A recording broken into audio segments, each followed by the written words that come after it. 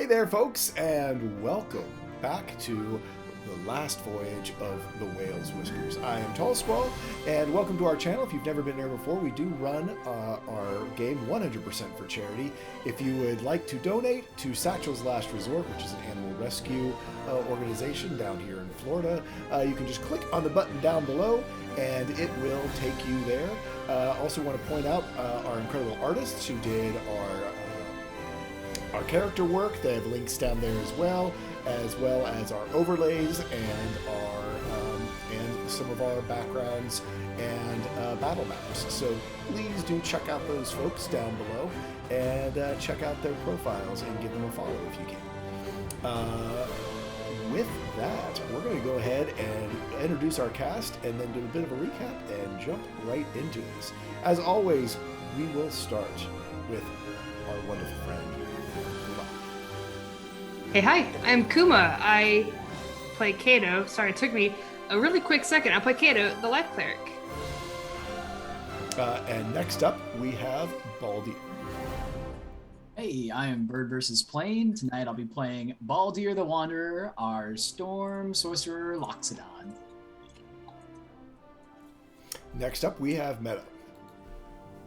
Hi, I'm Metazoa. I will be playing Queta, the Eldritch Knight Fighter. Let me know if that New Balance is better, folks, and just put it in chat. Next up is Grant. Good evening, everyone. I'm Grant, and I play Halron, our Drow Druid. Next up, we have Ace. Hello, I am Sleepy Ace tonight, and I play Duron, the Warlock, Fathom Warlock. Ace of Sleep. Ace of Sleep. Ace of Sleepies. And last but not least, Soul. Hello everyone, I am Soul. I will be playing Otrek, our lizard folk artificer. And I am Tall Squall. I am your DM, and I am just thrilled to take you on our next step of the voyage of the Whales Whiskers. Let me pull us up a little music as we recount last time's episode. So, last time, our party went down and visited this strange shrine-like area where they found some mysterious ores and, most notably, a belt that found itself being drawn to Queta.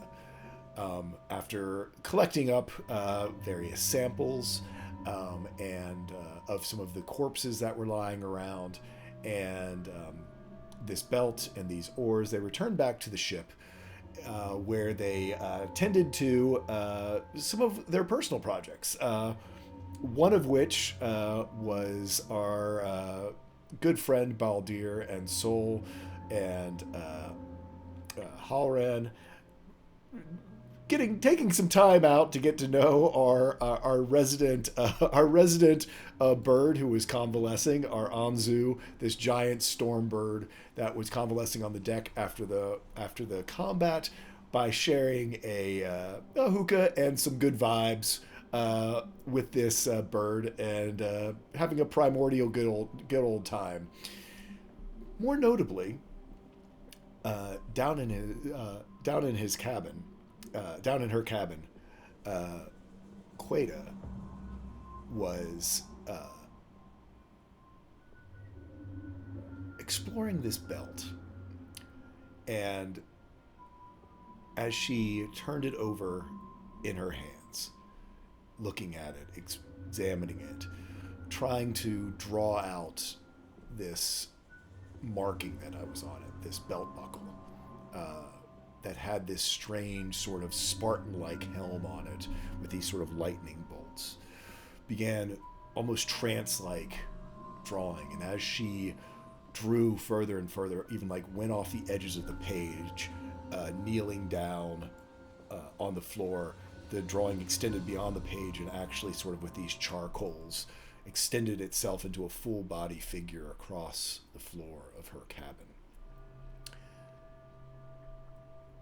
as she watched, the figure, almost like a flipbook cartoon, began to move, and it drew out this sword made of lightning as she stared at it on the floor. Using her unseen servant, she examined the belt more closely, almost being lured into taking it and putting it on herself. But while distracted and tempted by the belt, looked back down at the floor, and the picture was gone. Even the part that was on the drawing, and the shadows in her room seemed deeper and darker, more ominous, maybe malevolent even. Elsewhere on the ship, Otrek, Baldir, heard a thunderclap later in the night, as though a storm was approaching over the horizon, but in almost that uncanny valley sense. There was no storm to be found, Baldir, being a storm sorcerer, most unsettled by this. Otrek,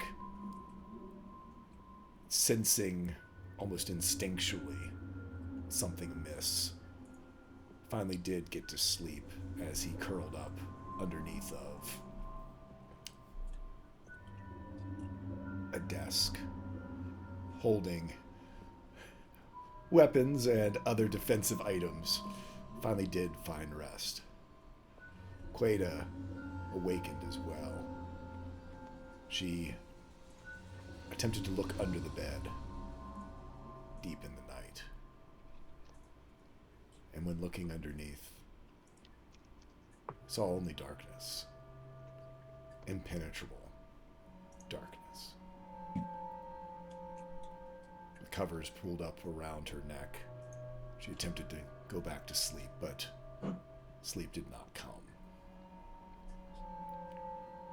As the early morning stretched on, those darkest hours before the dawn, Halran and Baldir, who had opted to stay awake to keep the winds favorable for the ship as it was being carried by a dragon over the mountains, shared a cup of tea in the dark stillness of that early morning, that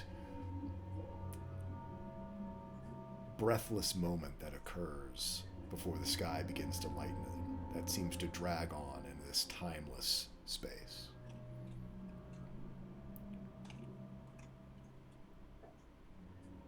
Down below, Cato, with a smile on his face, slept soundly, quite impressed with himself of discovering this jewel, this gemstone of a mind in Fitz, his cabin boy. And Duran, while sleeping, was not a restful sleep, as words from another primordial dragon, not his patron, echoed in his mind. And in those dark moments before the dawn, we joined Duran in his cabin.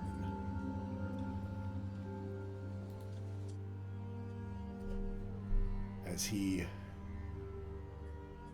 is tossing in that place between waking and dreaming, and finally does come awake, having rested through the night, but in the darkness of his cabin. Those words, are you friend or are you foe? Do you know what your patron Shimandala's motives, in fact, are. You've drawn these people here, and there's that sort of rising anxiety, sort of from the center of your chest, as you sit there, awake, contemplating the destination getting closer, the disconnect, more than you've ever known, but in a weird way, the disconnect leaves you alone, maybe for the first time in a very long time, without that shadow of your patron lurking just beneath the surface in the dark ripples of your mind. Tell us where Duron is, mentally. Oh, mentally, disturbed, conflicted. He doesn't quite feel abandoned, but almost neglected and unsure. And he's usually so confident in what he's doing and where he's going. He's not used to questioning himself or where he's going or what he's supposed to do. And he doesn't like it. Does he stay put? Does he... What time is it? Oh, dark 30. It is. It is Gotcha. that, like I say, that weird stretching hour that as you look out the portal in your cabin, you can see just darkness. But it seems Yeah. like dawn should be close, but whether it's moments away or millennia away, it's hard to tell. Well, I think Duron would probably get up, rummage about his cabin for a minute. A little strange because he doesn't reach for a lantern or anything like that.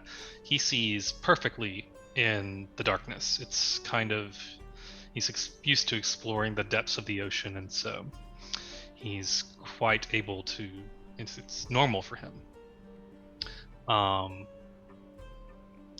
Probably seeking a little peace of mind, he's going to grab something from his storage. Probably puts it underneath all of his gear in a chest. He's going to grab that violin and head off onto the deck, making sure, looking around to see if anybody's out there. As you come up on deck, again, because of your magical darkness, certainly, you are able to see Baldir and Halran sharing a cup of tea up near the bow. Probably not an unfamiliar sight, seeing Baldir and Halran up towards the bow, but you see them nonetheless. You see a very weary Biriana back towards the stern, sort of making first round, something seeming to be disturbing her as well as she ventures around the deck. A rare moment of Biriana with her guards down.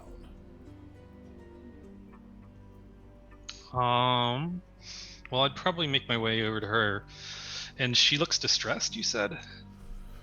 She is, as you approach, she's got pretty good passive, like 21, so you see her composure immediately cover up. And I would say, because of the little bit of surprise, you do catch...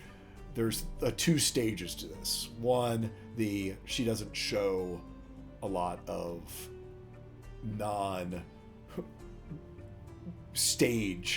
Biriana to people. You see a second sort of mask, kind of a tightening of her jaw slip into place as she sees that it's you, as your relationship has been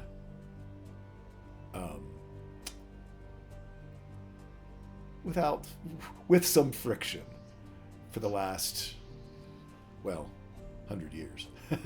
Yeah, prickly. And certainly for the last year after she summoned you back, and then you were sort of left cooling your heels as the whale's whiskers was prepared for. Now you realize this. I would probably, she's usually very, kind of, I don't know. She's like a consummate leader. She's very, confident, and seeing her on edge is gonna put me on edge a little bit, even more. And I'd probably walk up to her and say, "Captain, is everything okay?"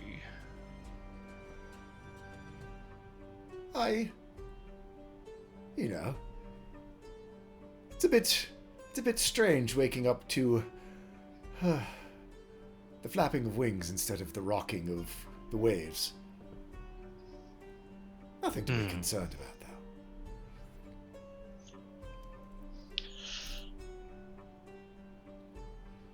If you say so. Are you concerned? There's a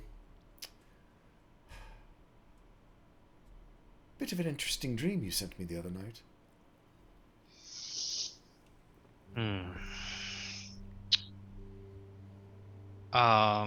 Without speaking aloud, I would telepathically tell her, "This is not really a conversation I would like to have in the open."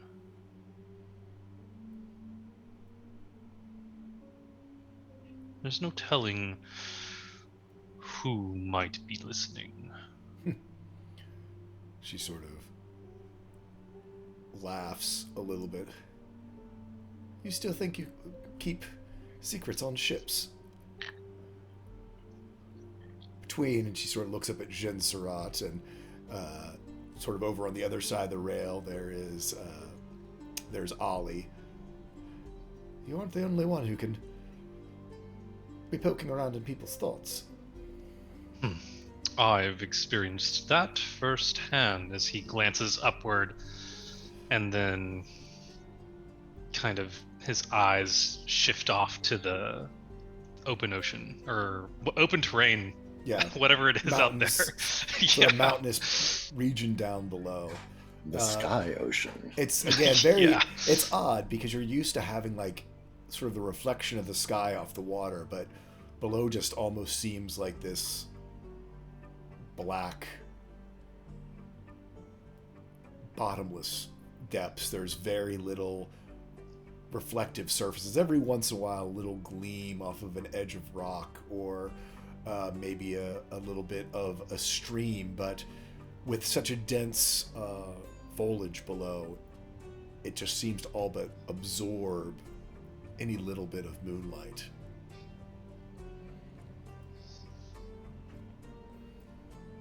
I will be happy once we are back at sea, for more than one reason. It is always good to be in familiar spaces. Indeed. I will admit the novelty of this is beginning to wear off. It is, without a doubt, faster to travel this way, so I will tolerate it for as long as necessary. What choice do we have at this point? Well,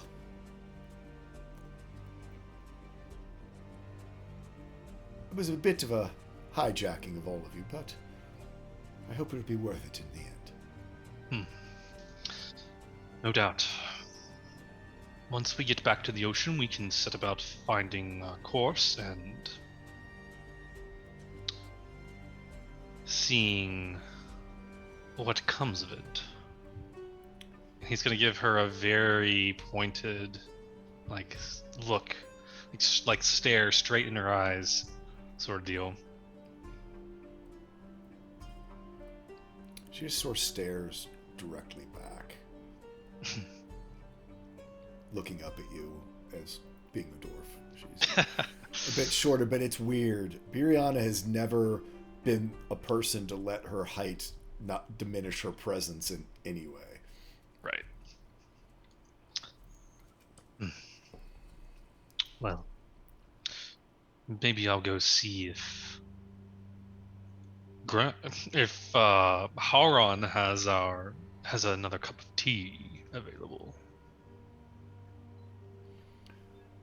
Biriana just sort of gives you a nod. She takes a quick note of the violin you're carrying and just a hint of a smile touches the corner of one of her lips.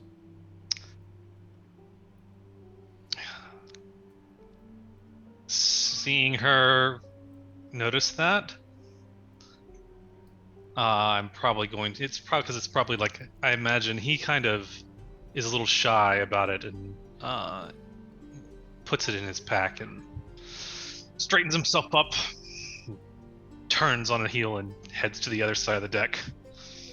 She gives a little chuckle, noticing that you noticed. Let's move up to the front then, where we find Halran and Baldir as Duran begins to approach. Once it becomes obvious that Duran's coming to join us, I will turn and greet him. And Halron certainly has the third, fourth, fifth, and even sixth cup of tea that he can put together pretty quickly. So Duran is more than welcome to join the two of us, unless Baldir objects. Oh yeah, you know Baldir. No, yeah, yeah. I definitely. Baldir gives him a bit of a wave as he comes over, hoping to beckon him towards them. So yeah, he's more than happy to have him join. And Duran's probably approaching. His hands are like folded behind his back, and he's kind of like thinking a little bit on the way. There is a chill in the air tonight. Do you have a cup of tea? Of course, please. The warmth is needed. Thank you. Couldn't sleep. My dreams are restless this evening. I'll give Baldir a look based on why he came upstairs. It's not often you honor us with your presence above deck, at least not for long when you do. Would you like to discuss these dreams or anything else that's been on your mind as of late?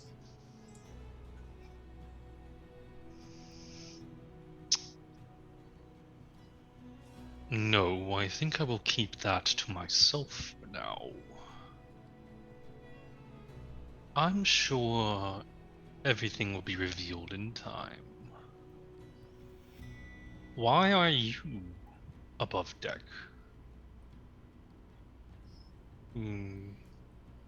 Looking at, like saying that to Baldir, but kind of glancing over at Halron, who kind of made notice of there was something up. Yeah, I think Baldir will start. Just say, something amiss in the air. Nothing to trouble ourselves too much about now, but something just feels off. So I just like to make sure I add what I can to help us get to where we need to be as safely as possible. And my friend here, well, besides providing me with ample sustenance, and kind of nods towards Halron to open the floor for him. Well, I simply sleep up here, and I point up to the crow's nest, and only for a few hours a night. Yes, I remember. Besides, we have to enjoy this view while we can. Enjoy is not the word I would use. We'll be back to the sea soon enough. Well, perhaps not soon enough for you. Yesterday was not soon enough for me. Almost on cue, the sun breaks over the horizon.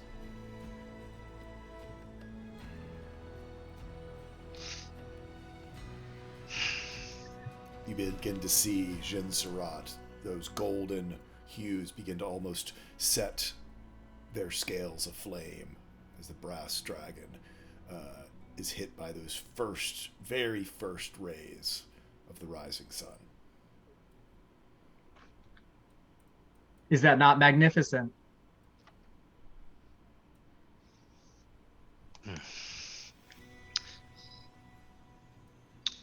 I won't argue with that point. It is quite lovely.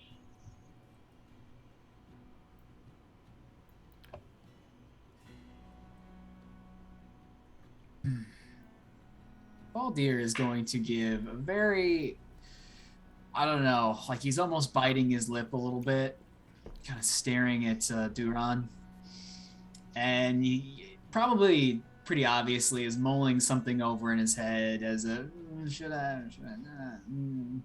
Before he finally lets it out and says, Duran,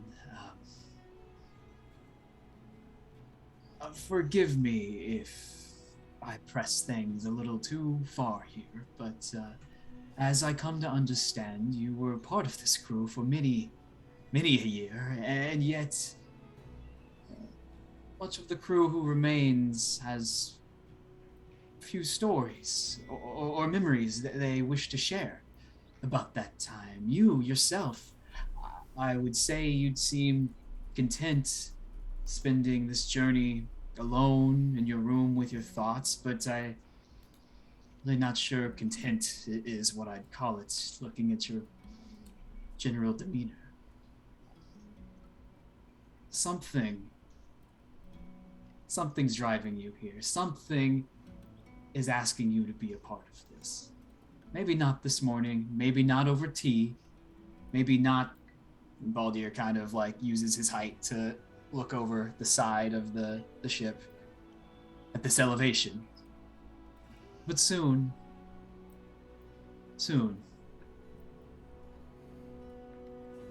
I hope you share more. Do you have a specific question? You see Baldir like puts a hand up to his chin and just kind of gives you an up and down.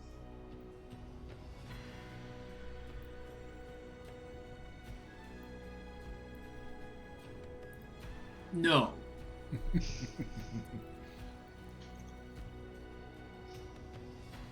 Then suffice to say that my parting with this crew was specifically with the captain. He not well.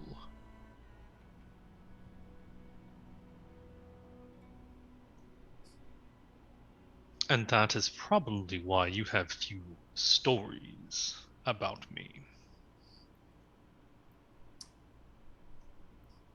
I tend to get destructive when I shout.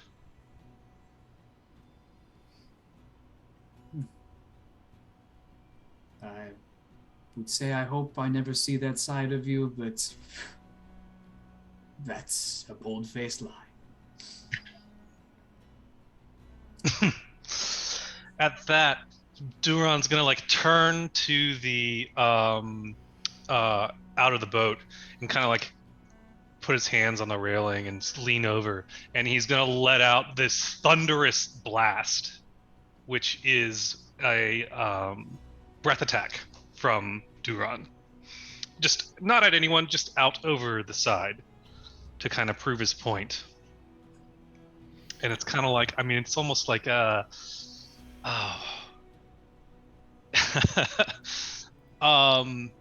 it's almost like a sonic boom, sort of. Yeah, so this just sort of echoes, and it, with the land down below, there is that thunderous sort of roar that then echoes back, And with that, you do see Biriana, snaps her head, looking for danger. You see Ollie sort of snap too. Down below, Just real quick, you see Baldur very clapping his hands together, very excited about. Magnificent.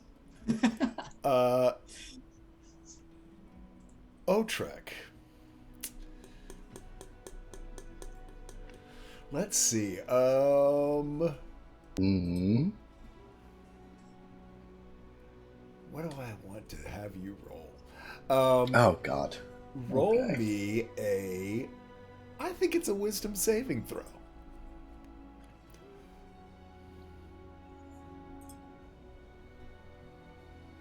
Oh, you've got to be kidding me. On a 10, with the state you were in last night, Yeah. what was it again that you had in your hands and you were basically on a hair trigger for whatever might attack you in the darkness? If I remember right, I was clutching my pistol and a bunch of alchemists' fire.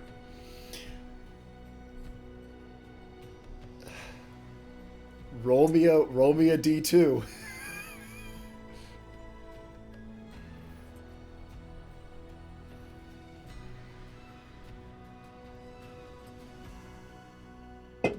Hang on. I actually don't. Or roll a D, whatever, and it will just have, if it's on the low half. It's on the low half. It's on the low half.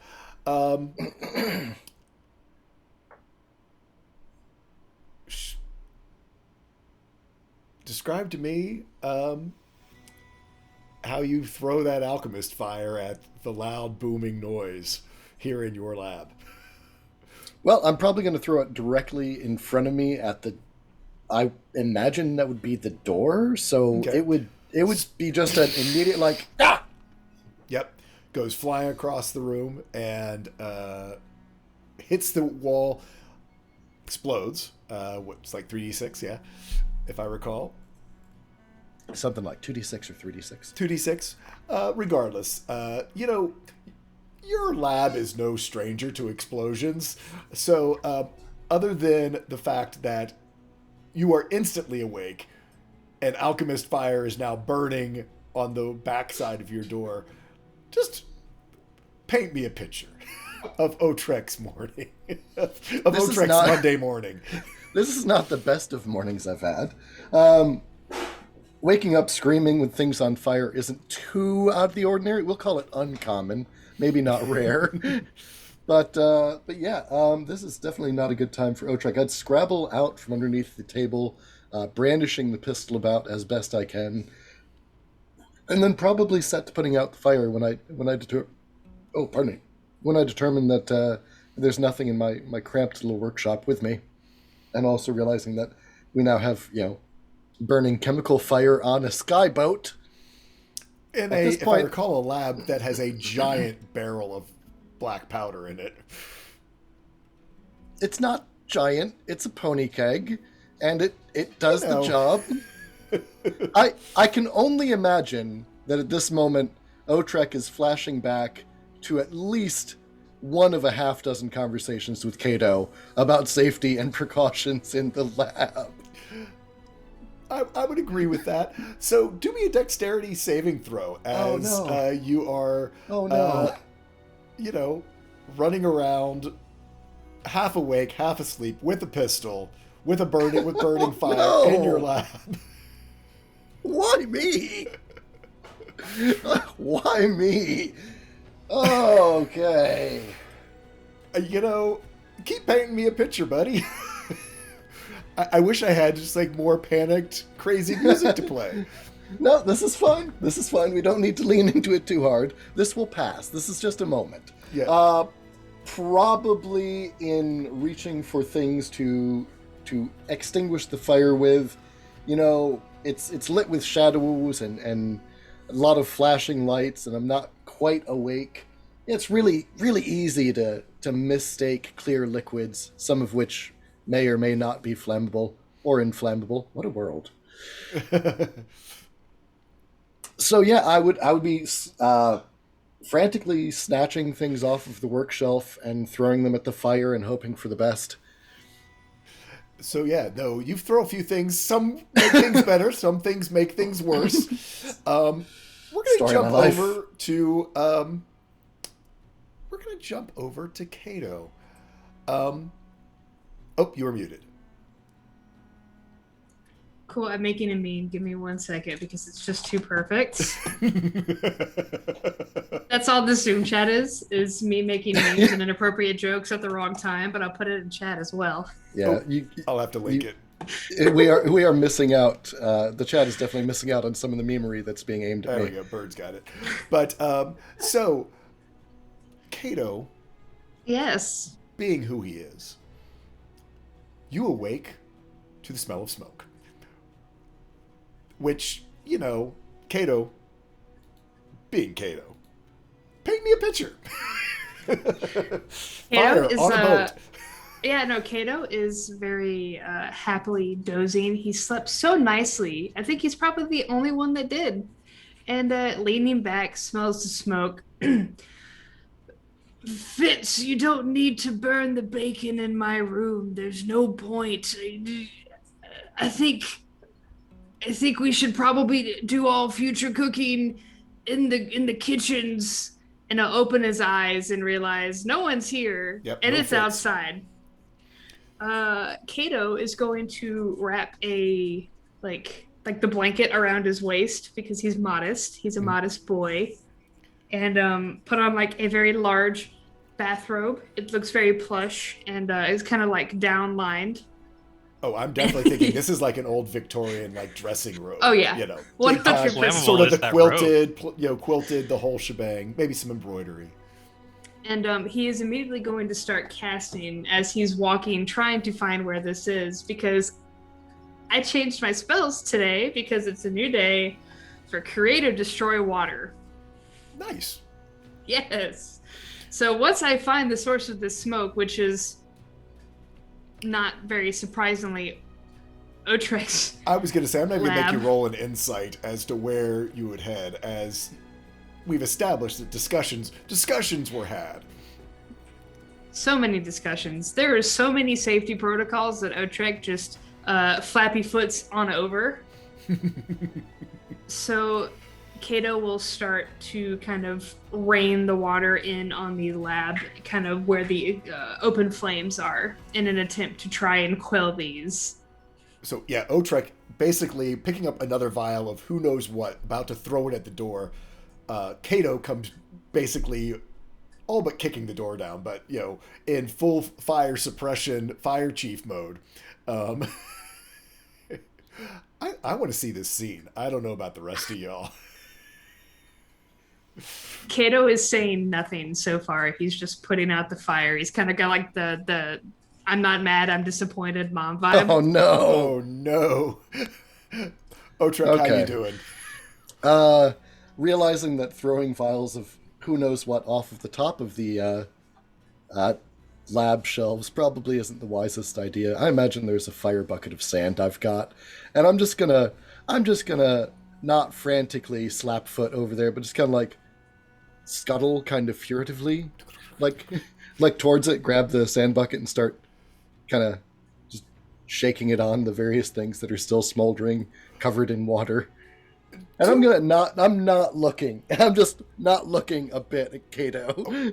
Oh, so I've got to do it to you, man. Roll me a dexterity check. It was just going to be normal, but since you said you're not looking, make it a disadvantage. I'm not looking at Kato. Oh no, I understand that.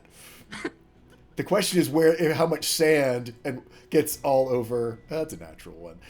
Yeah, Kato, disappointed mom, disappointed dad, Kato. As you are raining water, you know, the humidity gets pretty high. Basically, Oh then you God. get the bucket of sand in the face.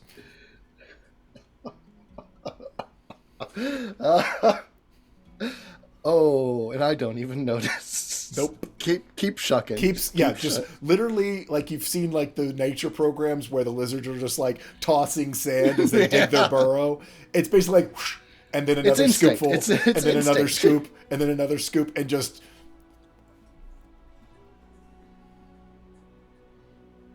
Kato's taking it until Otrek realizes. He's just literally digging a metaphorical hole for himself. Oh yeah, I can feel this. I'm afraid to make you roll again, so we'll say that you finally... Thank you. Mercy at last. You finally do... Certainly, 6 giant, webbed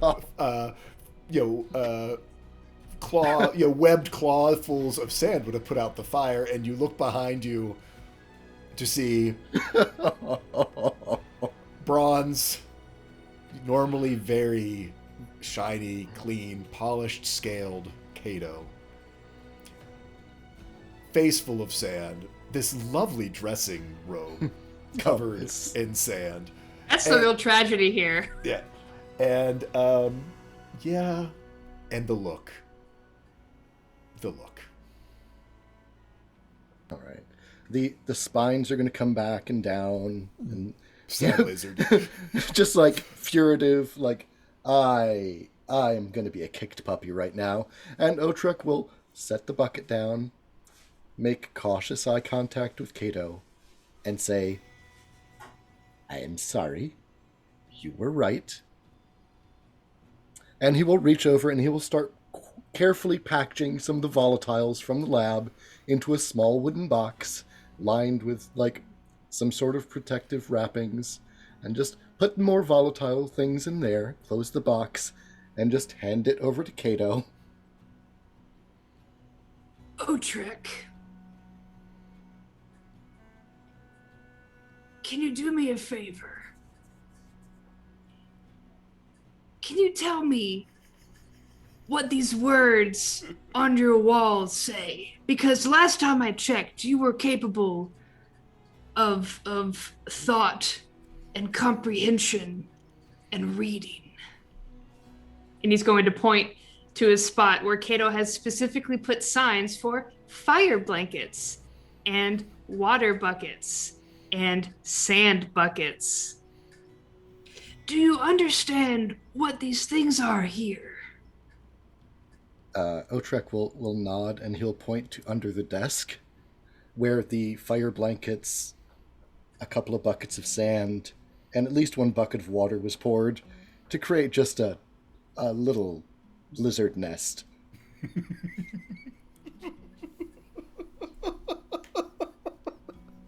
Yes.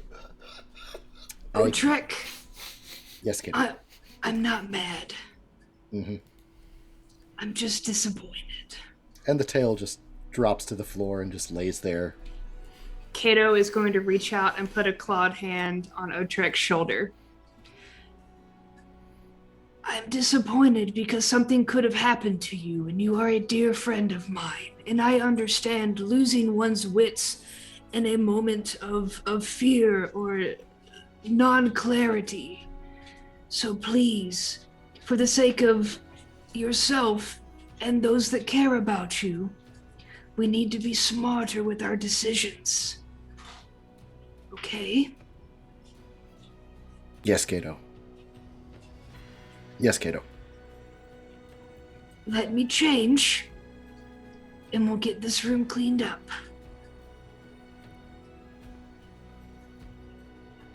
And Cato will, with sand billowing and falling off of him as he walks, will take his dirty robe and head back to his room so he can chuck all that in the wardrobe that cleans everything and gets rid of all that. And he will go and try to help Otrek clean up. Okay. While this was happening, meantime, we're going to check in on Queda. Queda. The sun, after staring at your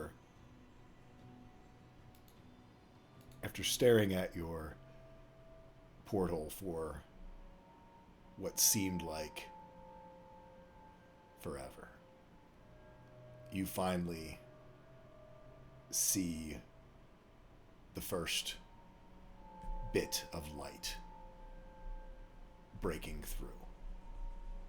You did not sleep, so you don't get the benefits of a long rest, and you do gain a point of exhaustion. as your mind just could not let go of this strange, beyond magical, this supernatural, this phenomenon that took place early in the night and then when you were awakened in the middle of the night. As the light begins to find its way into your room, the shadows don't seem as dark as they did, but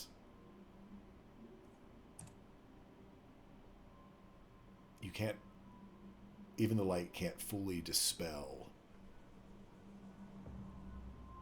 the thoughts in your mind. Do me a wisdom saving throw.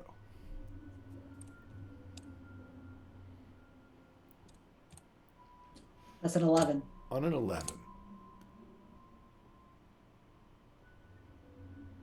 you aren't frozen in fear, but you are by no means, you can't shake what you know you witnessed and what happened in the room, and that nagging question of where did it go? Take me through your mornings. You hear a little bit of something occurring down the hallway, but you're more insulated in your own space and headspace right now. All right. So I think Queta probably would have been woken up by the booming sound of what sounded like thunder, a sonic boom, if you will. Yep. And probably would have connected that with the weird lightning monster man that she drew from the belt. So she would be really freaking out.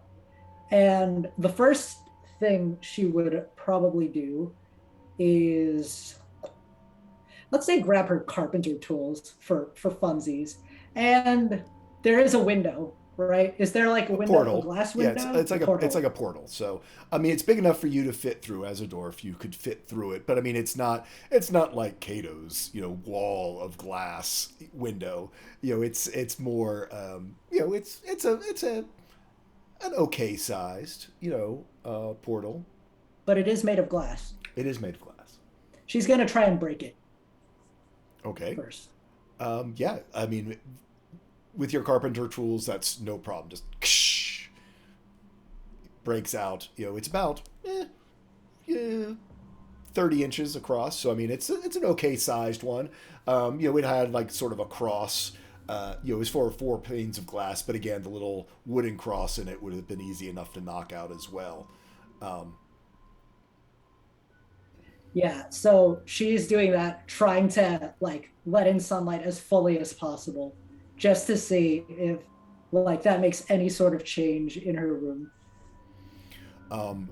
Yeah, I mean, just even getting the little bit of sort of medieval warped glass out of the way. I mean, it is just pure sunlight coming in, and you do see how it sort of makes a projection on the wall across from you. The room's a little brighter, but as often happens, now that there's a bright spot, the dark spots seem just as dark, if not darker, as your eyes sort of are fooled into adjusting to the brightness, but then when you look to the dark shadows, sort of have that weird almost parallax sensation that they almost look like they are withdrawing and are deeper and sort of pulling away from you, becoming more bottomless. Queta will rifle through her bag, desperately looking for her.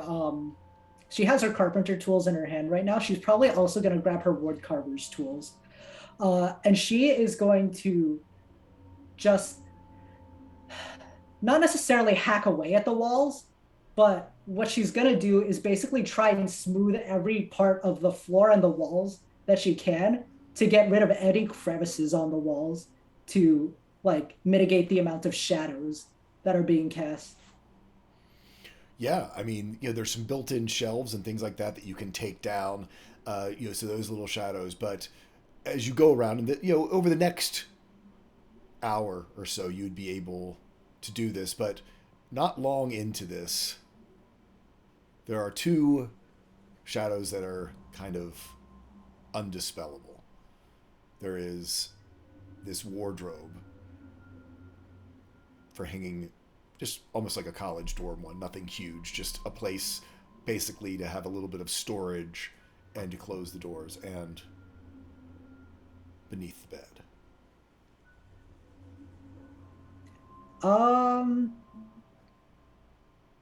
Sure, Queta's gonna flip the bed over if she can. Okay. Remind me, where did you put the belt? The belt should still be in like my bag, probably in my own haversack. Yep. As you, your unseen servant had put it away into your haversack. Mm-hmm. You flip over the bed, and the belt is there.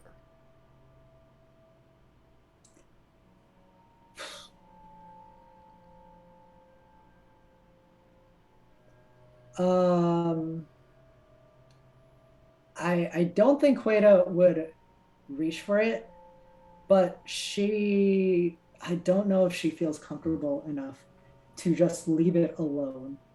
So she's kind of just like standing there for a moment. To kind of pass the time, I think she would, because there's probably a lot of she probably went a bit overboard, like carving into like the walls and stuff. I think she's going to cast mending as she thinks over like what she's going to do next on like parts of the walls that she can. As you sort of then begin to work your way around the room, mending what damage you had done, there's those weird moments when you kind of do your mending would have to turn your back on the belt, and you all but find yourself looking over your shoulder every second or two, making sure it hasn't moved again, and those eyes, that belt buckle, that helmet, no matter where you are in the room, it seems as though it is looking at you. All right. So at some point, I think Queta has had enough. So she'll probably rush over and grab the belt, intending to throw it out the window. Okay. And maybe she will stop herself right before she can. Roll me a... So are you going to like go over and drop it out the window? Or are you going to throw it? Are you aiming this to throw it out the window? So is it like a thrown dexterity check type idea, or is it walk over and attempt to drop it?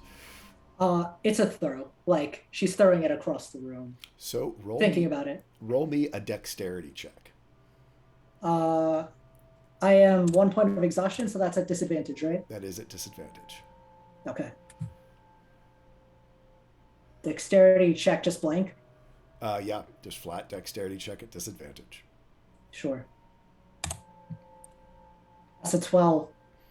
You don't have proficiency in dexterity, do you? Because you rolled a save by accident, but I think it's +3 regardless. Oh, yeah. Yeah, because I don't think you're proficient in them. So, on a 12, you try to yeet this thing through the window. And as you throw it, maybe it's because it's unbalanced, maybe because there was some part of you that wasn't aiming right. It almost seems to writhe in the air and twists around so it hits the wall instead of going out the window. Falls to the floor, buckle towards you, eyes looking at you.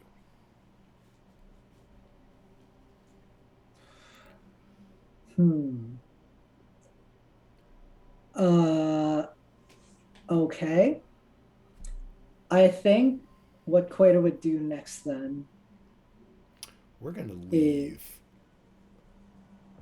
Queta with this stare down. yeah.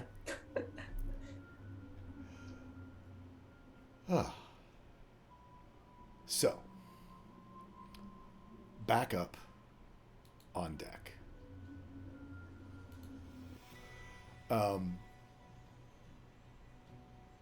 Halran, Duran, Baldir.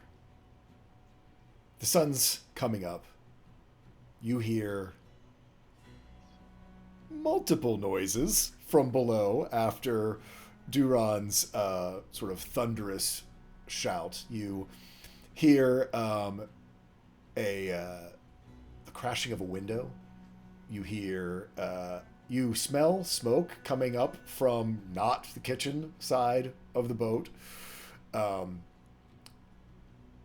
After a moment or two, you see an absolutely, utterly panicked Fitz go charging across the deck, away from where Otrek's lab and Cato's room is.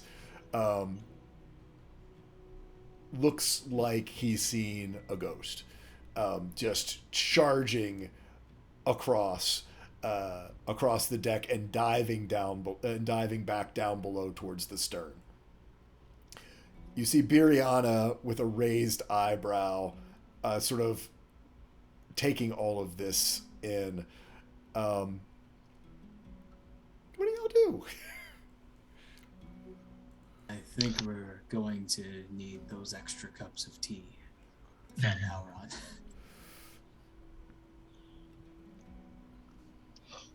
I think you're right, Baldir. Duran, that shall be magnificent. And Howard will just trail off and sort of gesture widely. If I'm up, why not everybody else? Actually, just at that, you see Baldir with kind of like a blank, like his normal kind of subdued, like kind of smile, and he just suddenly gets this like wide-eyed, big grin, like a joke from Duran. Throws his head back, and it's this big, boisterous laughter. He's like so impressed that Duran's finally like just not sort of like a catty remark, or like, so he's like very happy at this moment. He's like, today's a victory already for Baldir. So I can totally see there's a little bit of almost like some people snort when they laugh, that Baldir sort of trumpets when he laughs. And so now we add to the confusion of the morning, the trumpeting of Baldir. And you do see Biriana finally like seem to, maybe she should go down below and check on things type idea. Other members of the crew seem to are starting to assemble up on deck as well. Some questioning if there's another battle. Others just seeming be like, oh, just another day, morning on the whale's whiskers. And Same shit, different day. yeah, this this is always a bit of a craze. Duran has no shame at all about what he did. So yeah, no, and I don't think that they're, certainly from the people up above, Biriana almost raises an eyebrow, but more of an approving eyebrow of the might as well get the ship up and awake type idea. But she does head down below deck, where Cato,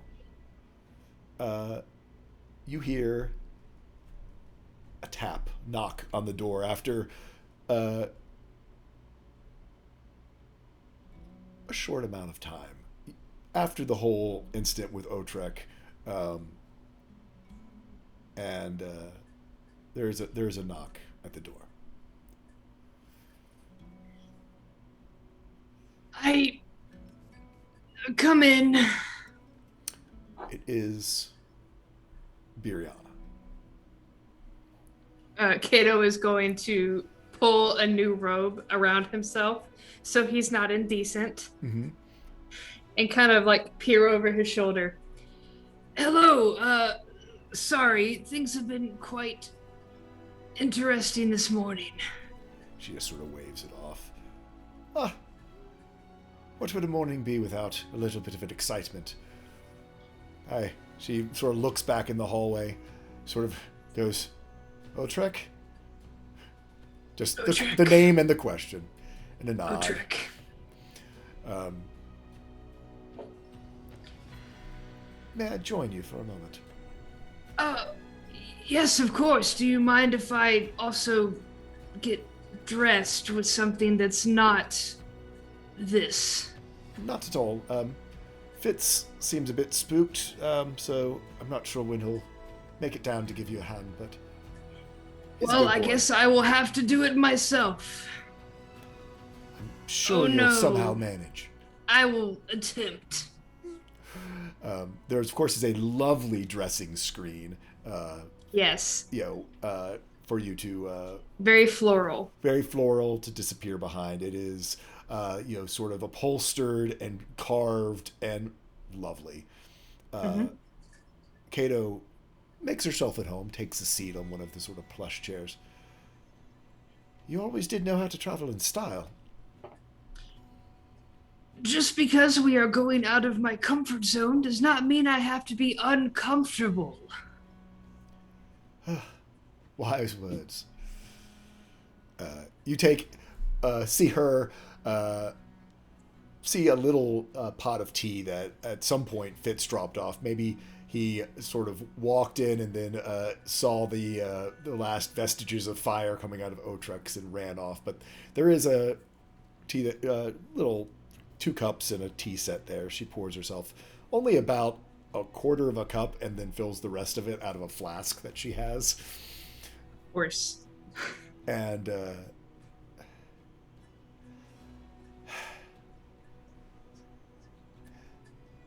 Kato, you know why I need you here, right? To temper your bad judgment. Exactly that. And also to put band-aids on things. Well, yes, but I think a bit more of the former, less of the latter. Or is it the other way around? You have terrible calls sometimes. This is beyond anything you've ever done before and incredibly dangerous. I hope you realize how dangerous this is. I do. That's why I need you to stop me if I go too far. You're the only person I trust. But I also know that deep inside of you, you're just as intrigued as I am about seeing not just the Cerulean Sea, but what's beyond. Yes, well, one often meets ill fate on the road one takes to avoid it. So that is why I decided to go with you. So if I am not avoiding things, nothing bad will happen. So I hope you realize that now, just because of that, we are safe. Because it's just, I'm tricking fate. So don't worry. It's, everything will be fine, and I won't have to make incredibly uncomfortable calls, and I have to speak up when I feel like you've gone too far, because that would be horrifying. So everything's great. Well, with logic like that, I don't know how I can argue. As in, I really don't know how I can argue. Don't worry, I'm a scholar, and just go back and forth. Right. Yes, that's, I'm sure, exactly how that would go.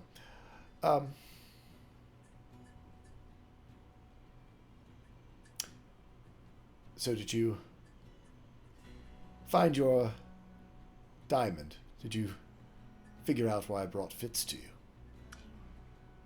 He's going to poke his head over the top of the screen. You knew? Of course I knew. I have a plan for Fitz as well. I thought about just showing him the final maps. At that point, if something happens to it, we won't even need the paper if something bad happens. So walking the spell books, scribe, there's so many things he could do. Remember, he's also still a boy. Oh, no, absolutely. He needs... Very small, tiny, safe, incredibly minuscule baby steps. Yes. And he truly is excited about this. I think not so much the adventure, but being a part of something. He was... My grandniece left him alone far too long.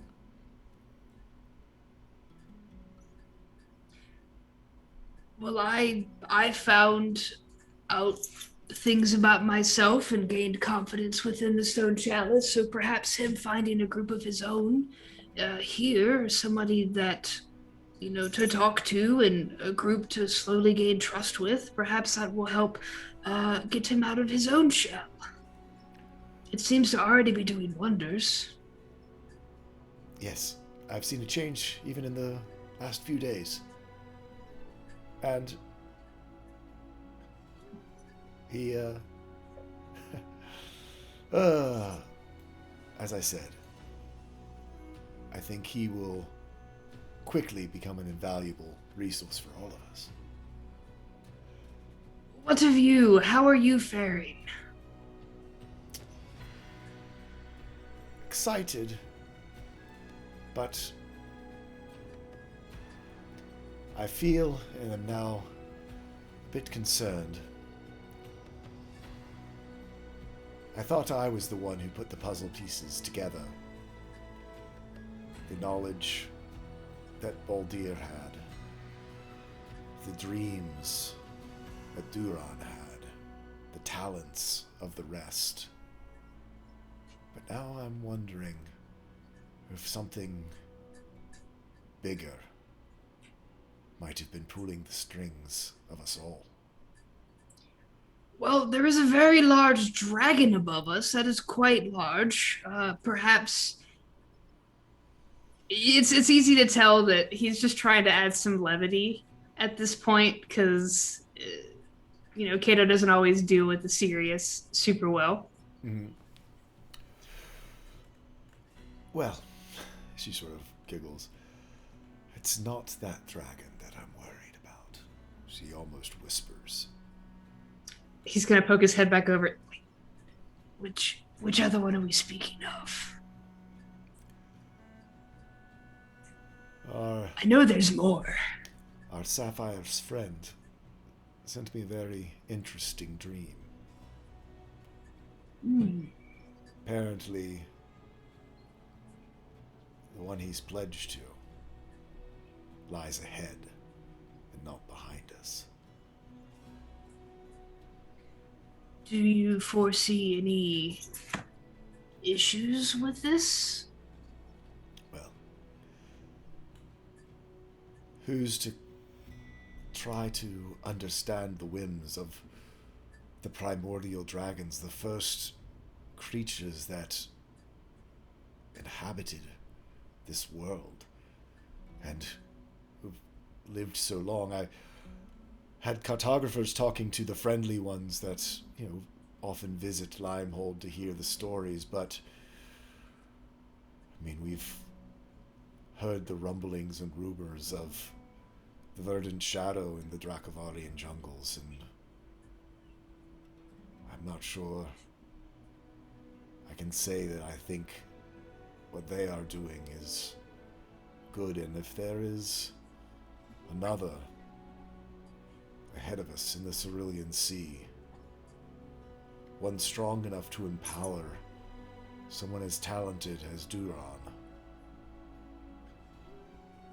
we might have a whole different adventure ahead of us than what I was planning. Well, I assume that this adventure will not be spaced out in tiny, minuscule, bite-sized baby steps, but I will do my best to keep up and will do my best to speak up when it is needed. I do appreciate it. I'm going to go make my rounds. Fitz should be back with breakfast here at some point. I told him you requested a special cut of bacon from Nerial, and he'll be lucky if he makes it out of there with all of his cowlicks still attached to the top of his head. You set that poor boy up. I needed a little time. He has to learn.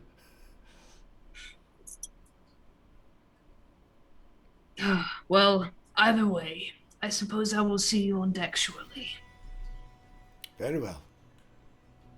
Thank you, my friend. Of course. Reach out if you need anything. I always do. And Biriana leaves to go make her rounds. Otrek. If you make me roll anything else, the ship's going down. There's no surviving it. No, I'm just checking in, just seeing after as you start to piece your lab back together. Cato, after dressing and some breakfast, does join you, and as you did get your long rest, so all of those things did occur for you.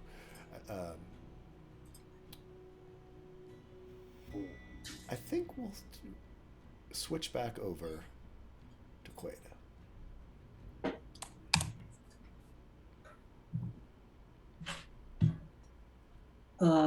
Okay, so there's still like the shadow behind the wardrobe, right? Yes, wardrobes cast shadows. Can Queda try pulling that over, because she doesn't like the looks of that. So she's just gonna try and pull it over, knock it down. Give me a strength check just so we can see how long it takes. You certainly will be able to. You're basically an engineer, even if you have to figure out a way to use some basic tools to do so. I mean, you pulled over a giant glass sculpture, no problem. So 13's That's a plenty. 13. Yep, 13 is plenty. You do, and it goes, clattering to the ground. All of your clothes and other belongings that had been stored sort of fall out. As your cabin is not too far from Otrek's lab, the two of you and Cato, hear, this just huge thump and crash, and perhaps even some things that roll across the floor from two doors down the hallway from Queda's room. I didn't do that. Perhaps we should just go and just knock on her door, make sure everything's all right. I'll go do that. I will stand back here and supervise from safety. Yeah, I'm gonna go scratch at the door with my talons. Queda, you hear scratching at the door. Leda! Okay. Are you all right? Now that everything is scattered, where's the belt at this point? It is still there next to where you tried to throw it out the window, sort of canted a little bit to the side, eyes pointing towards you from across the room, portal straight across from the door, and the wardrobe sort of where you knocked it over. All right. Queta is beside herself, I think, in fear. So I think what she's going to do is she's decided it's really just not safe to keep trying to hide and find this thing in this room. So she's gonna grab the belt, maybe force the door open, just like forcibly, and then like kind of, what's the word? With determination, like march up to like the top deck, and then in plain sight of as many people as she can get. Hold on. You grab the belt, you throw open the door, and there's Otrek right there, sort of, in your face. Yeah. Oh yeah. Kuma down the hall, sort of looking as in your room. You're sort of, there's that narrow, sort of a narrow ship's hallway corridor that would then lead to sort of the ship ladder that would take you up to deck. But you kind of already have, you have an Otrek, you have a large lizard sausage in your way to start off with, and a bronze dragonborn as he concerned dad looks down the hall. Oh, yeah, I'm still in the doghouse, aren't I? Oh no, concerned about Queta. Oh, okay. You're off the hook for now. Good. Queta, is everything okay? I heard a noise. Everything is not okay, she says, and she's like trying to like walk straight past you. If there's multiple people, she's gonna try like grabbing them by the arm and like dragging them up to the top deck. What's wrong? I'll go with you, of course. Yeah, so you're sort of getting dragged, both of you, by Queta towards the top deck. Please, my joints, hold on. My joints. Queta is too preoccupied with this cursed object, which we haven't confirmed is cursed, to be fair, but in her mind it's a cursed object. So she is like dragging everyone as forcefully as she could to the top in like open air. And then she's going to try like, just like, she's yelling real loud and throwing this thing clear off the boat if she can. Okay, so I think this whole scene bursts from below decks out to Halran, Duran, and Baldir.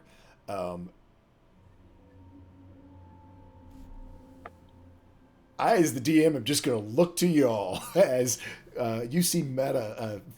Sorry, it's like the slideshow was switching. You see Queta, belt in hand, which you all saw yesterday. Certainly, Baldir did, marching across. Otrek, sort of in tow, walking with determination towards the edge of the deck. Sun is risen, at this point. So, but it's, you see, y'all are up at your sort of normal cruising altitude of about 1,500 feet as Queta marches across the deck, belt in hand, Otrek in other hand, Kato sort of trailing behind as well. That is not my fault.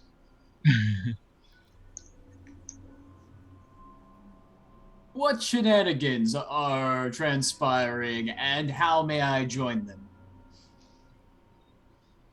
Apparently things are not fine, so they might not be shenanigans of a fun variety. Ooh, dire shenanigans. Dire shenanigans, please, indeed. Allow me to assist. What seems to be the issue? Queta is looking at everyone as they're saying that, and without even like thinking any further, just like tries and pitches the belt over the boat. Okay. So, roll me a dexterity check as you So are you? Yeah. Again, is this a throw or is this a walk over and drop? Oh, this is a very forceful throw. Yeah. Okay. Yeah.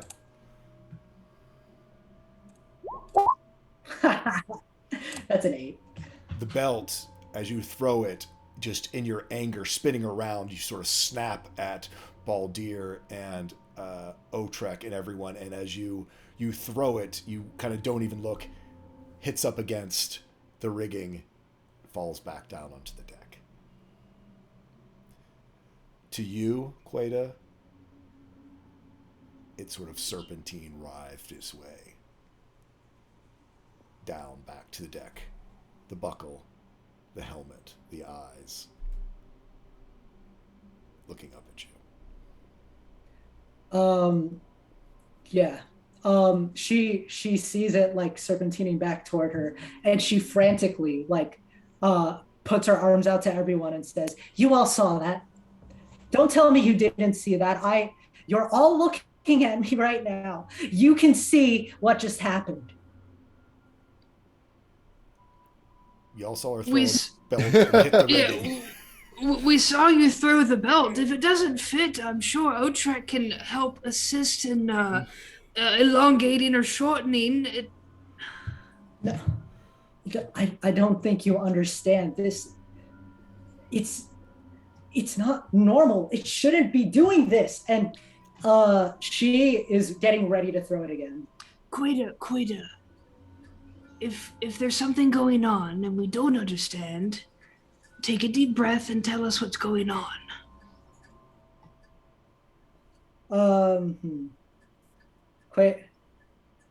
Queta kind of takes a deep breath and says, you know, it was something else last night, wasn't it? All of the thundering that happened. Even this morning there was thunder, wasn't there? I can't have been the only person to have heard that, right? I heard it. Duran has a very bemused look on his face right now.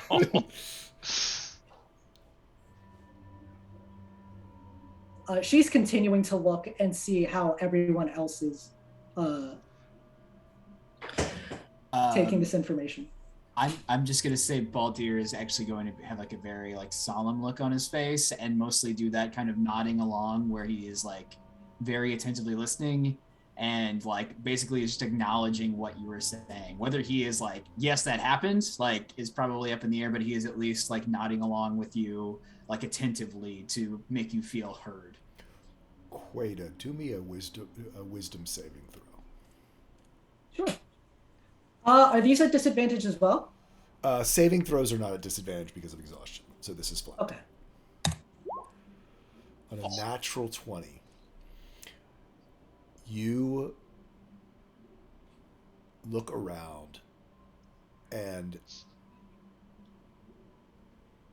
there is, as you see Baldir nodding along with you, as you see Cato and he's sort of placating you, with the suggestion that what's wrong is that it doesn't fit. And even the sort of little smug smirk on Duran's face, there is a rage that begins to build up inside of you. Just like you're ready, you're ready to pull out your net, pull out your weapons, and go to war. And then you recognize that where's that coming from? What that doesn't make sense. That's such an overreaction. You're able to feel that warrior flame, enraging flame in you to battle and fight is not you. I mean, you've spent the last century being this reserved, quiet, blend into the crowd, and yet there's this just pounding bloodlust, almost like thundering in your ears, to go to war over this belt with your friends here on the deck. All right. I think Queta would have been able to stop herself from throwing one of her light hammers that she had reached for in her bag and just chucking it straight at Duran. Yeah. Because she would have been very upset to see that kind of grin and that kind of downplaying of her situation. So she's able to catch herself just as she's about to throw it. And so she's holding that out for the moment. Duran, do you have anything to say about that?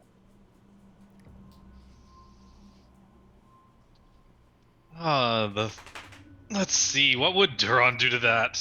I guess if you're actually gonna like throw something at him, that probably wipes the smirk off his face, and he probably like, the thunder this morning came from me. I didn't hear anything in the night, though. Okay. So Queta will probably drop her hammer at the realization that that she is really acting outside of how she normally would. She'll turn back toward the belt, breathing a bit heavily, and say, this belt, whatever it is, it's been making me see terrible things, frightening things. There was a night. I don't know what kind of warrior they were, but they appeared to me as I was studying it. They were summoned by the inscriptions that I was bringing out with my own hands, and it's almost like it was speaking to me. She says her hands are kind of trembling, her fingers kind of shaking as she remembers like every like brushstroke she did with her painter's supplies to bring that night to life. She keeps looking and she says, I didn't sleep last night. It was so tormenting. The way the shadows seemed to creep up on me. The way it almost was, it continues to watch me. Can you see it watching me? She starts like moving consciously to the side, wondering if like the belt is like sliding or rotating at all in order to face her. Queta, to you, like a painting's eyes will seem to follow you if you watch it. It looks like it is. The rest of y'all, I mean, the belt's not moving. Otrek will approach the belt and he will just say, I shall investigate this. Do you mind if I do that with you? Otrek wants to object, but this is not the morning for it. Not the morning for it. Yeah, he actually, you see, like, he can't quite bite his lips because, lizard. But he definitely draws back a little bit, and you can sense, like, he wants to push back. He says, it would perhaps be best to have your assistance, Cato. And he gingerly will pick up the belt with his claws. Is anyone going to stop him, or... I'm not going to stop him, but I do want to just give Queta a good look over with my Eldritch Sight to see if there's any kind of magic affecting her. You see whatever normal magical items that you might always have on your person, but there's no aura of any sort of spell that is affecting Queta. What? Queta would... Go ahead. You look at the belt? I mean, the belt is magical. You know that from. I mean, it is shining brightly magical, as you know from when you found it yesterday. It does not appear to have changed any in its magical aura or signature. Thank you. Queta would just quickly say, Otrek, please be careful. That will definitely elicit a guilty look from our lizard. This has not been a careful morning. But he'll like, yes, I will be careful. At this point, Howron will approach Kata and say, I'm sorry that I told you to study the belt so intently yesterday. Here, let's go find somewhere to sit and perhaps collect ourselves. And at this, he'll offer a cup of herbal tea to Kata. I would say at that point, you're smelling breakfast in full, the full cooking of breakfast smells coming out of the galley towards the back of the ship.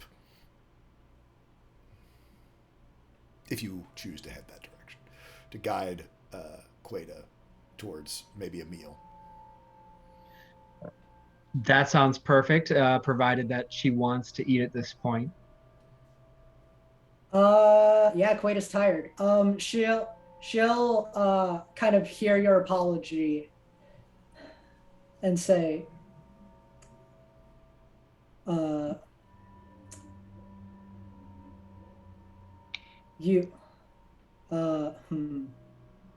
will she say? She'll say, the stage, you breaking the stage is something you can keep in your control. But how could you have known something like this would happen? And she is exhausted. Like, you can tell this has been an ordeal. As I guess she takes your hand and I guess you're leading her over to the breakfast zone. Yeah, sort of down into the galley, which is at the back of the ship. Yeah. I'm sorry, the front of the ship. Galleys are in the front of a ship. Okay. Yeah. So she would just say, how could you have known it would have led to something like this? She says, and her shoulders are like slouching. She's not ready to collapse, but she is dragging her feet. Yeah, she looks like hell. I mean, so Otrek and Kato sort of heading back to the lab. What are Baldir and Duran doing as sort of things sort of split up? Man, I actually think Baldir will probably look towards Duran and say, Nauron has Queta for now. And those two are about to poke something perhaps potentially very prickly. Let's say the two of us stand guard for now, just in case. I was going to suggest something very similar. Baldir will smile, nod before turning towards these two, working on the belts and getting a little bit more of a serious look on his face.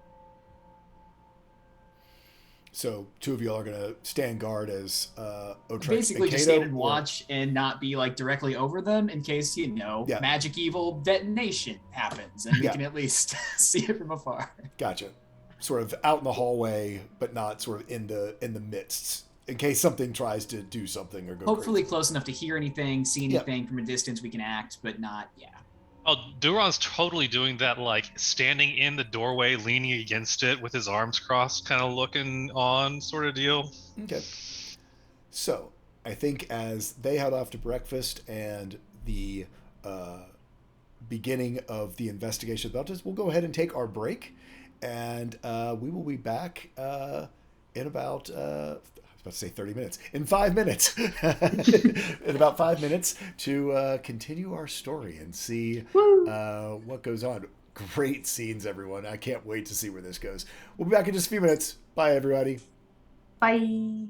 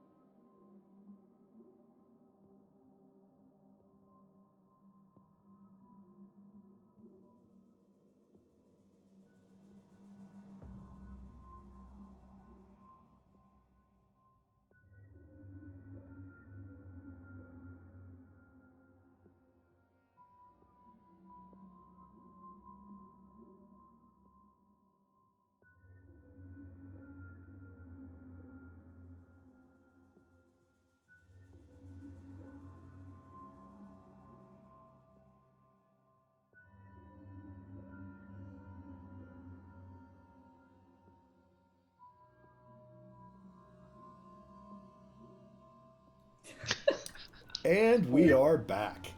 We're going to pick up pretty much right where we left off, as we have Queta and Halran go off to have some breakfast to try to sort of separate Queta from this harrowing experience and this item that has sort of vexed her so utterly and completely, lending her to a point of exhaustion and this just state of all but crazed state of paranoia, of not knowing what's real and what's happening around them.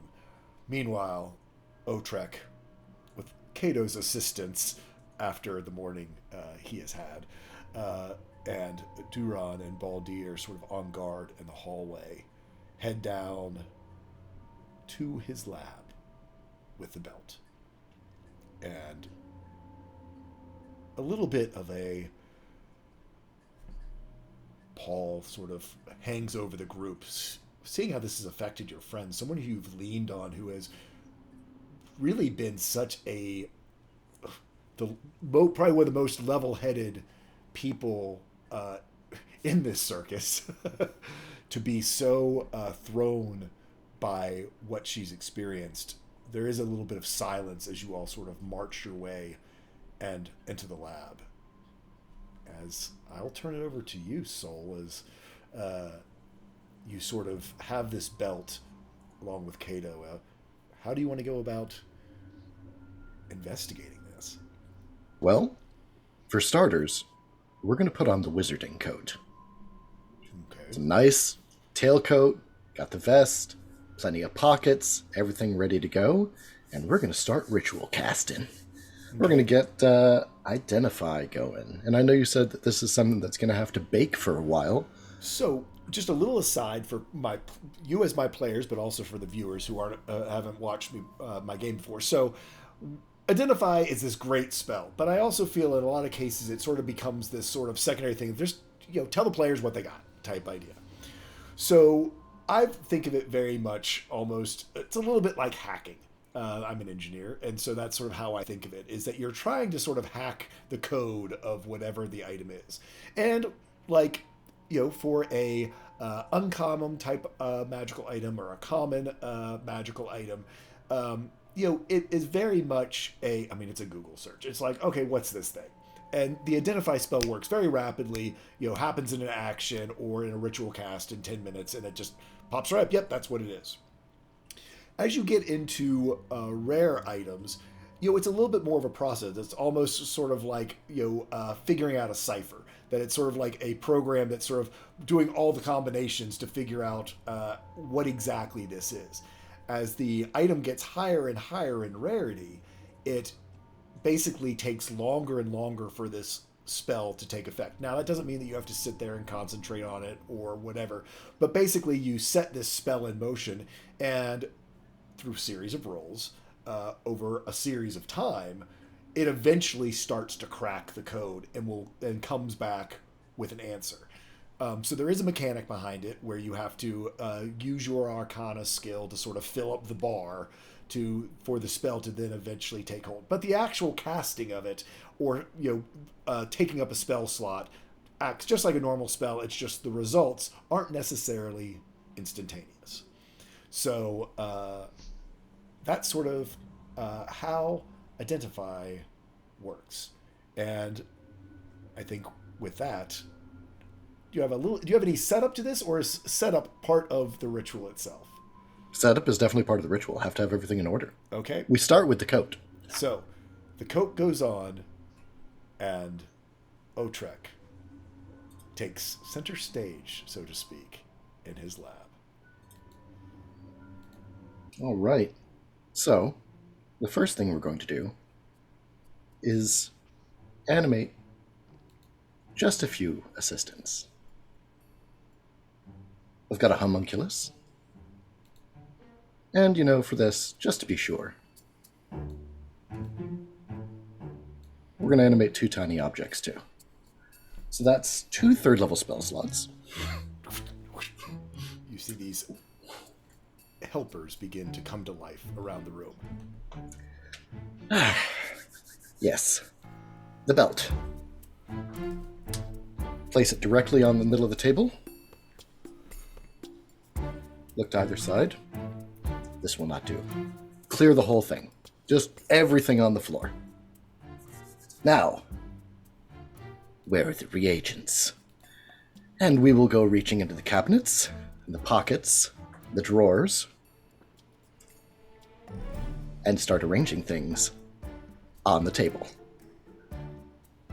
Of course, we need a pearl and an owl's feather. That will be held by one of the tiny servants, and the other by the other. They will begin a slow process between the two of them around the table, around the belt. Otrek will stand watch, tap talons to teeth. It needs more. And scuttle away. He will look around for a while before realizing that the important things, the very active reagents, have been placed in safer hands. And he will whirl, tailcoat, billowing, to Kato. Kato, I need the box. Are you sure? Yes. Kato will step out and return with a box All right. with a Now- lock on it. And he will Okay. take a moment to put a key in and unlock it and hand the unlocked box over to Otrek. All right. Good, good. Yes. You'll rifle through it a little bit, pick out the correct reagents, arrange them suitably, and then we wait. And this process begins to repeat itself.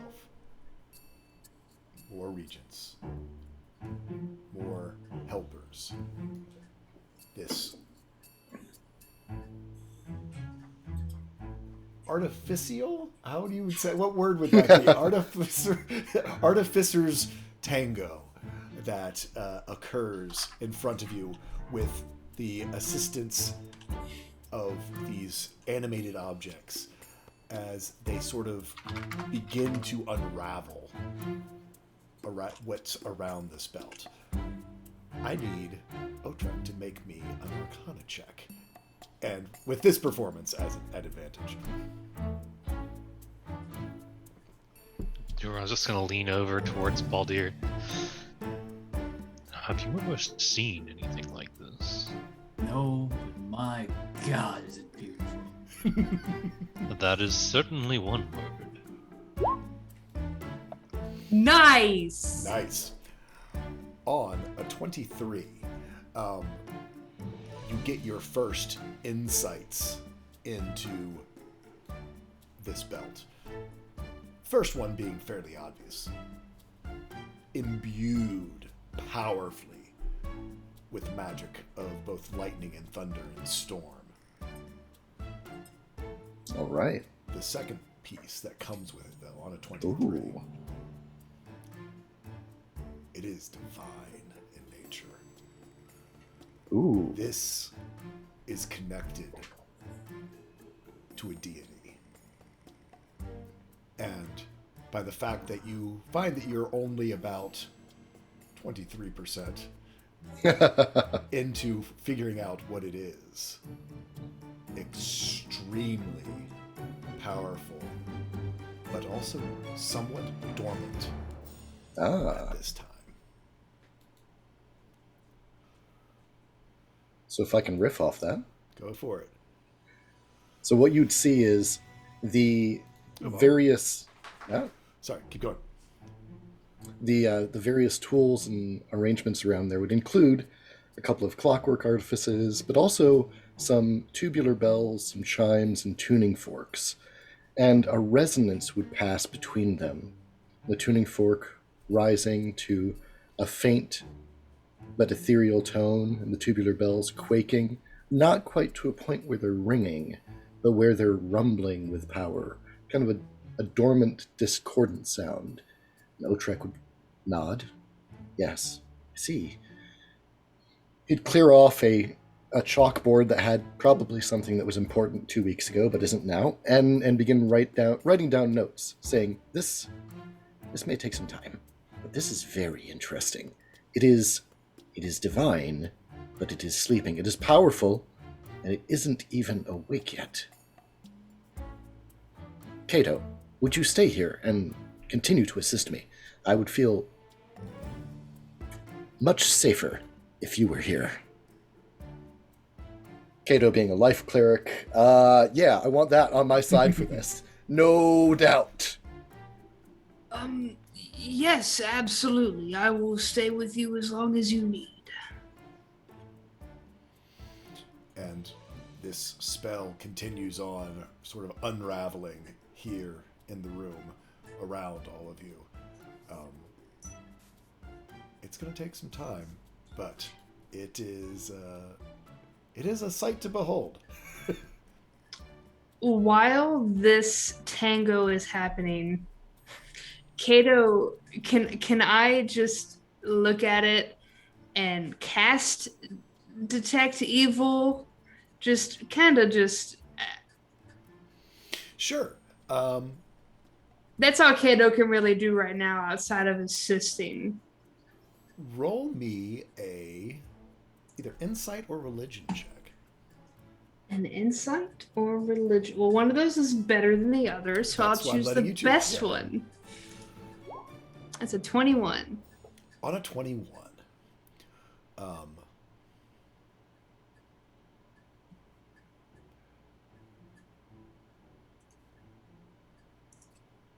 for religion, okay. There are deities in this new pantheon that you have learned about and somewhat even watched form, heard the stories of the callings of people to help to usher in a new pantheon that sort of filled out the pantheon of this world after the Stone Father. The Silver Scribe, the Undrowned Maiden, some of the greater known and lesser known ones, the Storyteller. Even in some ways, the Stone Chalice fits into that. There are darker deities as well that are malevolent. The Whispering Shadows, the god just known as Despair, this incorporeal being that will infect people's minds. You don't recognize it as one of those deities that you have learned about. But you do know sometimes a deity's alignment does not necessarily match up with what circles and spheres that they influence. And you get that sort of juxtaposition with this, that there isn't necessarily, almost as having just even traveled with Halran, you know Halran worships the conjoined god of nature, which can be both a source of great good or great, I won't say evil necessarily, but destruction, of great creation and of great destruction. Does not necessarily make the god good or bad, but whether it's a hurricane or a gentle spring shower is just one of the aspects of what they control. You get that sort of juxtaposition from this item, that while the god there doesn't seem to be malevolent evil from the deity itself, its spheres of influence may not necessarily have the best intentions.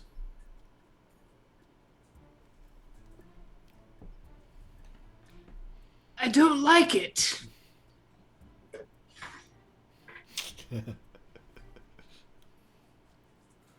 Ah, yes. I am intrigued by it. We shall see. Otrek will look around the room and see everyone kind of hanging in the doorway or proximal. This will take time. You may go. And he will continue slowly circling the table with Kato. Cool. We will, at this point, unless there's any final punctuation people want to put on this scene, move over to breakfast.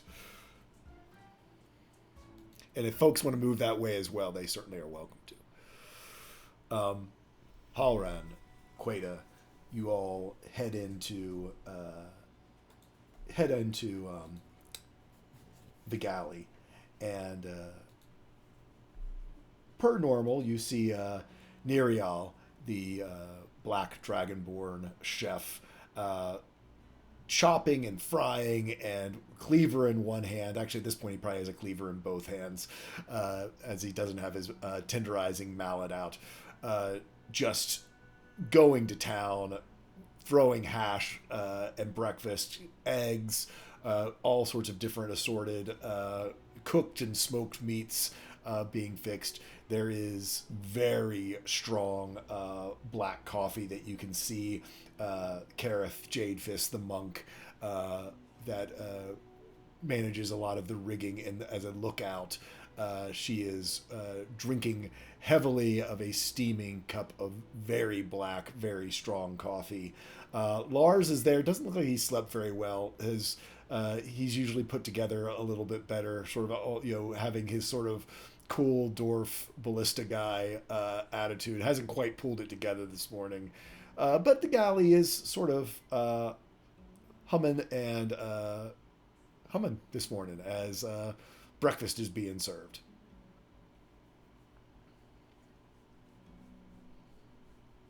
All right. Where are the shadows the deepest? Probably sort of like on either side of sort of the kitchen. There is sort of a makeshift pot-bellied stove there and that type of thing. And again, it's that, there is, with a stove, there is, a fire that is inside of it. And so sort of through those front vents, there is that weird flickering glow from in it that casts these sort of almost teeth-like shadows on the wall across. It is, again, that next to those places that are brightest, there are the shadows that are the darkest that do seem to sort of flicker and churn in the shadows. I should give you your haunted music back again. I was gonna like lighten it up with breakfast, but no, let's just. Well, yeah. So I guess Queta would wearily reach for a cup of coffee if she could, and consciously sit, maybe closest to where the shadows weren't moving so much.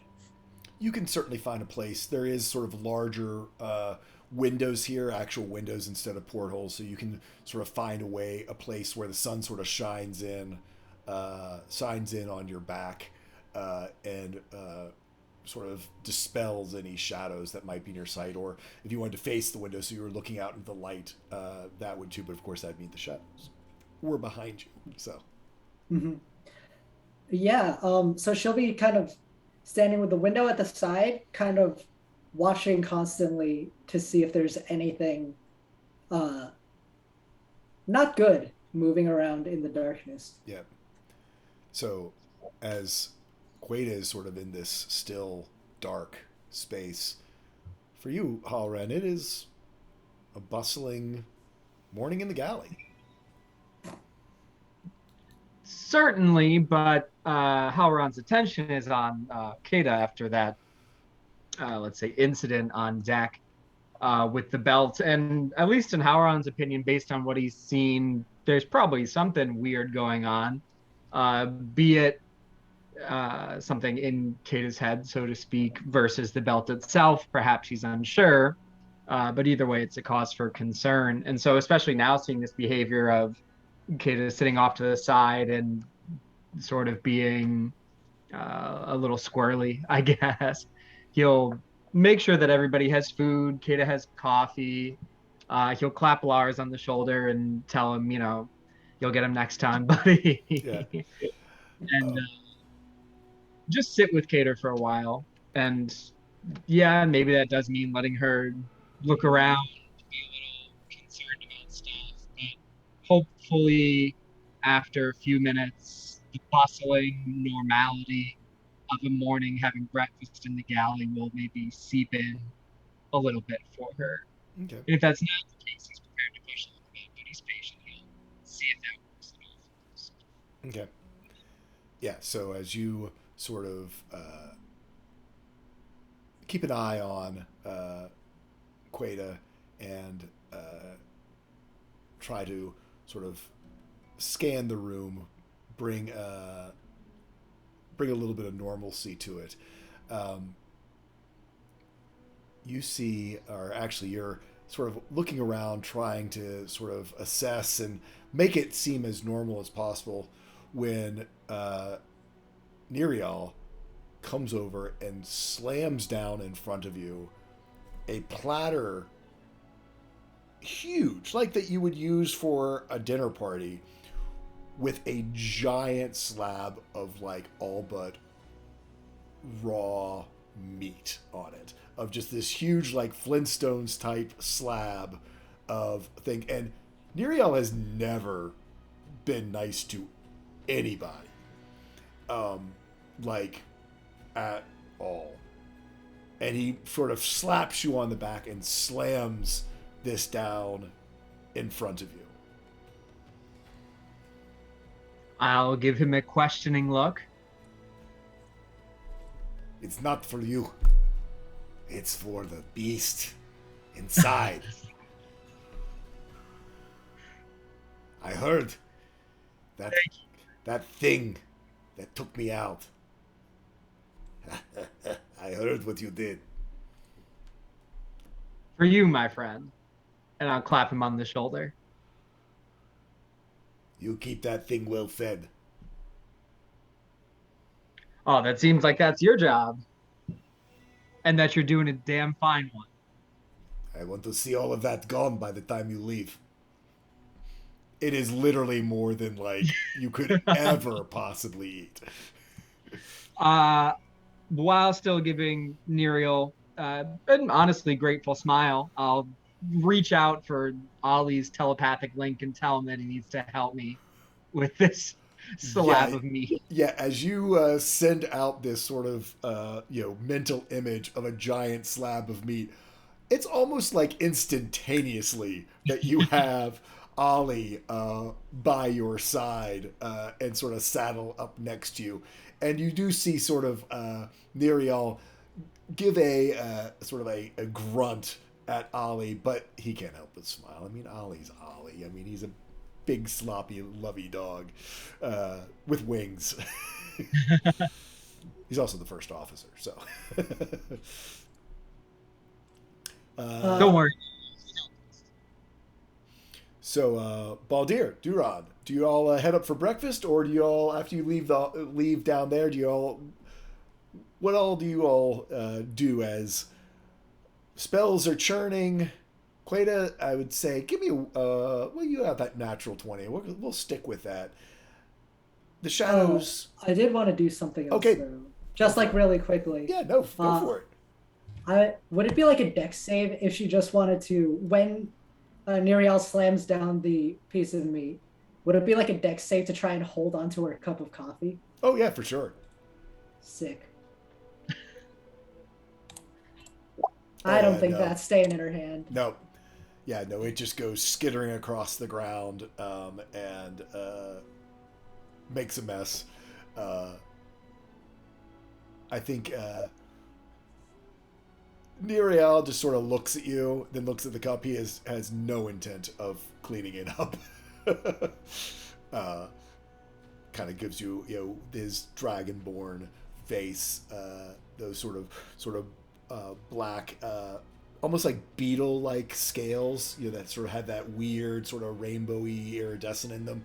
He sort of lifts up one lip and sort of growls at you a little bit, and then looks pointedly at you and looks pointedly over at a bucket and a mop that's in the corner. Yeah. Queta will just sigh and, slowly, drag her feet over to that mop. Before Kata gets up, Howron will put an arm out, have her sit, get another cup of coffee for Kata, and take care of the spill. Unless she objects to that, obviously. She would not. She'll sit down if you're going for it. Good. And she'll say, thanks. Very simply, plainly. He smiles back. Whether it's because of the distance between you and the belt now, or just, I think the recognition from that natural 20, from the rage that was building inside of you, that sort of as your mind is able to process. I mean, Queta is intelligent and has that sort of problem-solving brain from every, from being the backstage, the roadie for this crazy crew. As your brain is allowed to sort of process and settle, you're able to sort of get a little bit more hold of the reins of sort of the wild horses of your mind, and understand that there was an external source. You would always identify the belt, but the fact that it was so intimately sort of getting in your head, sort of becomes to come to you. And the shadows, shadows are shadows. They're dark. But that lurking ominousness of them, that threat, you kind of can almost feel that threat tied to that rage, to that idea of being on a hair trigger, being ready to fight, being ready to that, all seems to be tying itself together with what is sort of flowing off this belt. Queta will just contemplate that and try and stomach down a gulpful of completely black coffee. There's things to fix it however you normally would take it, but also if you want to, for your morning and for your exhaustion, if that's what you want to do, you're welcome to do it as well. Yeah. So, with sort of the drama of the morning past, identify spell churning away. As we had mentioned last time, the Anzu, which is sort of taken up a flying circuits around the ship and helping to guide Jin Surat, we have 2 or 3 days of sort of quiet days in the air ahead of us. Even as the belt seems to be underneath the influence of the spell, it doesn't seem to reassert any grasp back over Queta for the time being.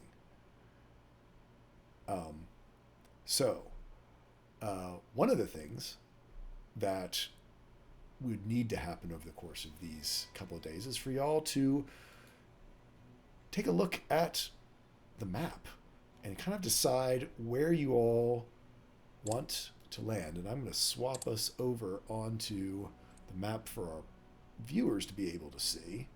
What question? Yes. I would rather us not land. I would prefer us to ocean. Just one of them things. Much prefer. Yeah, I'm getting fired from this stream. This is the last one. Thank you guys. Yeah. It's been great having you on, Saul. Now Saul. played by. This is why we can't have nice things. Says the guy with a room full of nice things.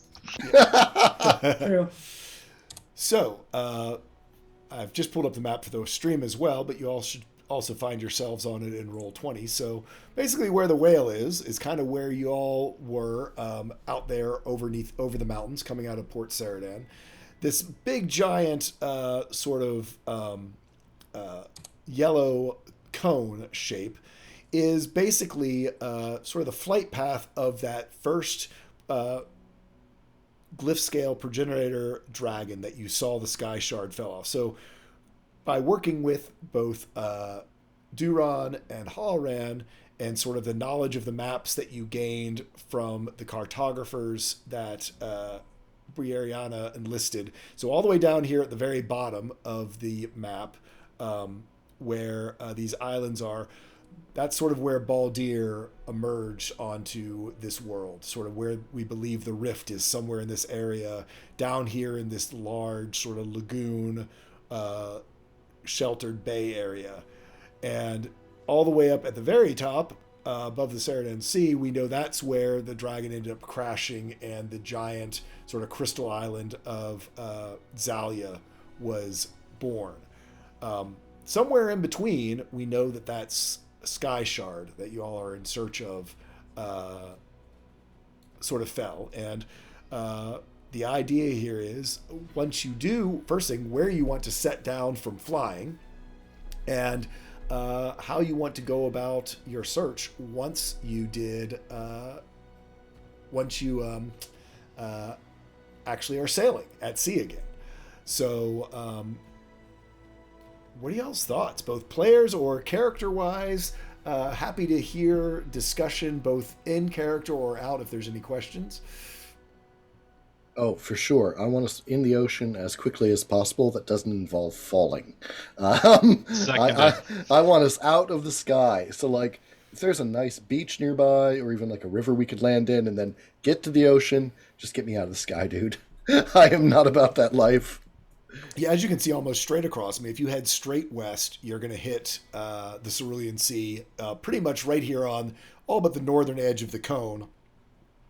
Type idea. I mean, whether you want to do, if that's sort of the search pattern you all want to take, or you start north to south, sort of down through the cone, or if you want to, hop in and start at the south, you do at some point have to sail sort of out here around this landmass and then down here to get down there. I mean, you could potentially try to portage somehow across these mountains, but that you would probably need another dragon to assist you to do that. So. Yeah. Is Jin Surat not going to just fly above us the whole time? Nope, Jin Surat's only in this to get you across these mountains. So Halron's opinion is that starting at the northernmost point of the Cerulean Sea, at the end of that river, and then moving down through the cone, zigzagging back and forth, is the most effective sailing pattern. When it comes to searching for the shard, that's Liska's area, but as a point of navigation, that's suggested. I'm just going to repeat that back because you sort of fell apart. But basically, to start up at the north, follow the cone, zigzagging to do the most efficient sort of course along the way. Somewhat surprisingly, Duran agrees.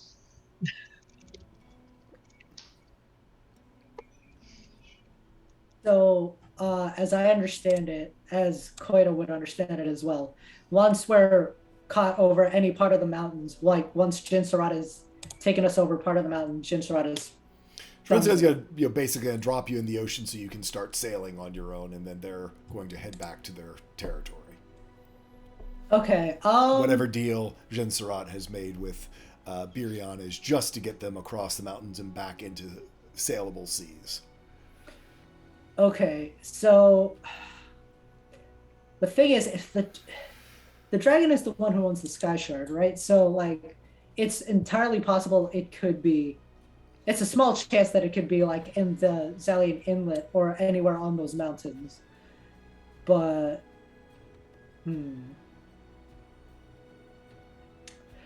What if we actually started by sweeping over, like, the middle of this mountain range and then dropping off into the Cerulean Sea at the northern part?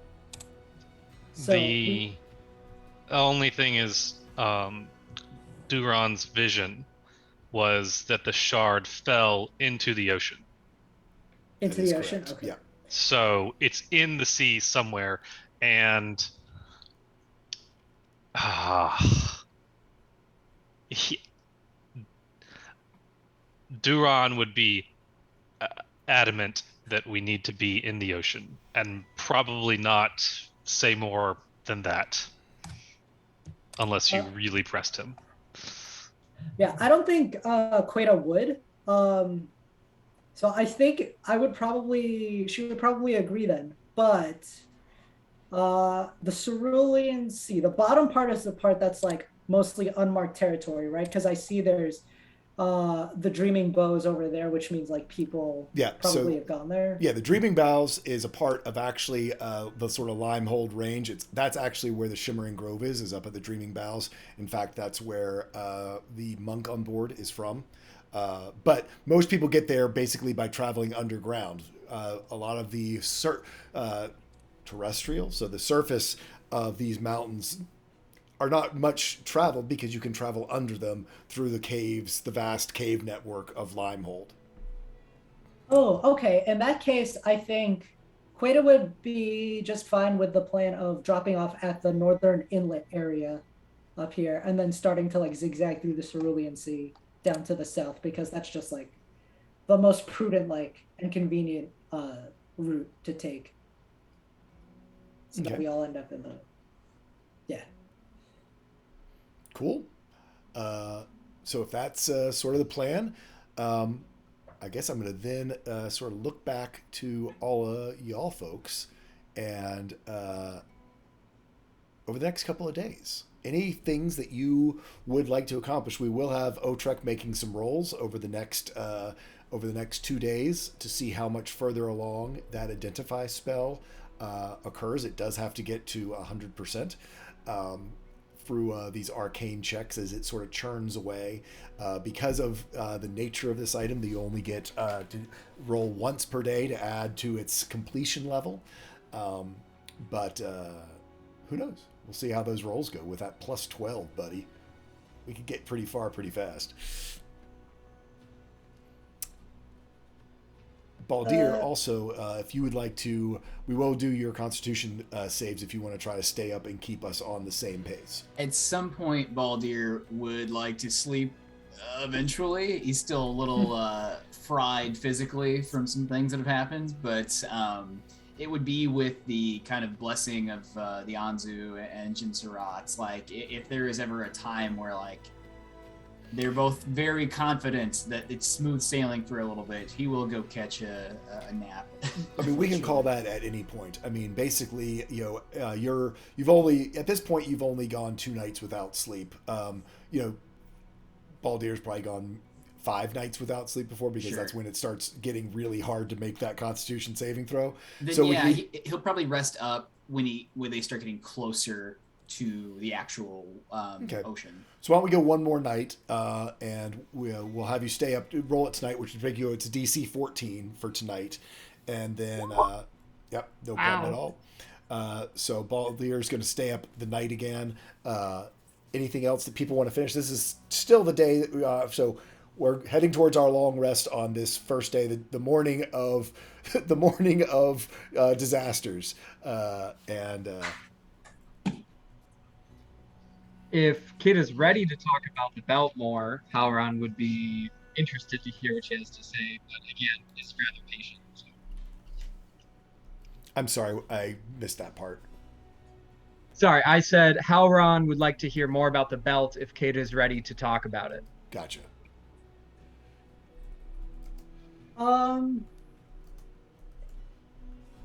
I think Queta would agree to talk about it more later. For now, I think she wants to get some actual like rest, and she would also bring up the idea of in theory she could explain more about the belt and what it does with Haran while in the presence of Otrek, and like talking them through to see if that helps with his identification process. Yeah, certainly tomorrow, when Otrek checks in on the progress of his spell, if you wanted to be there for that, we could have that. We could do that scene very, very easily. Yeah. What would I be able to do like the help action on that, or would I have to just leave him to his devices? I would allow you because it does seem to be somewhat connected to you, but I would say that it'd be on tomorrow. So let's see if anyone else has things they want to do on this day. If not, then we'll go ahead and go through, let people get their long rest, etc. So, I have one thing I would like to do. Okay, absolutely. And it would take place at night. When I know Halron's asleep. Okay. I mean, you pretty much know Halron's schedule.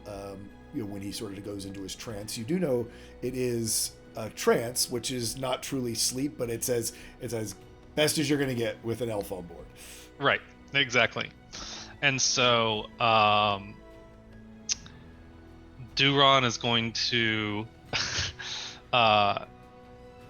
rummage through his things again, grab his little violin, and take it to the front of the ship, where it is the middle of the night. There is no one awake, except for maybe Baldir, and where he can play it in peace. Okay. So, yeah, you can head up there. We'll have it be tonight, because that makes sense. And you head up to the front of the ship. And Baldir is, as always, when he stays up, out on deck, guiding the winds. But you begin to play. And yeah, it's kind of like this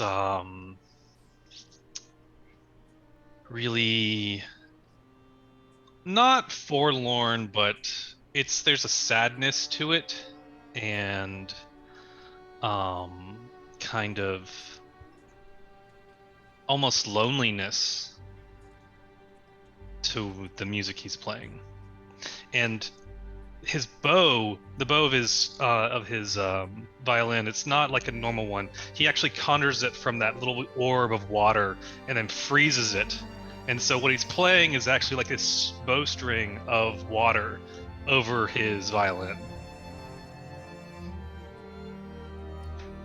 There in the darkness, above these dark mountains, under just a sliver of the moon, Duron, with his bow, his small violin, but impeccably tuned, with a bow of ice, sort of gleaming in that little sliver of moonlight, almost looking like a sliver of the moon itself, plays into the darkness.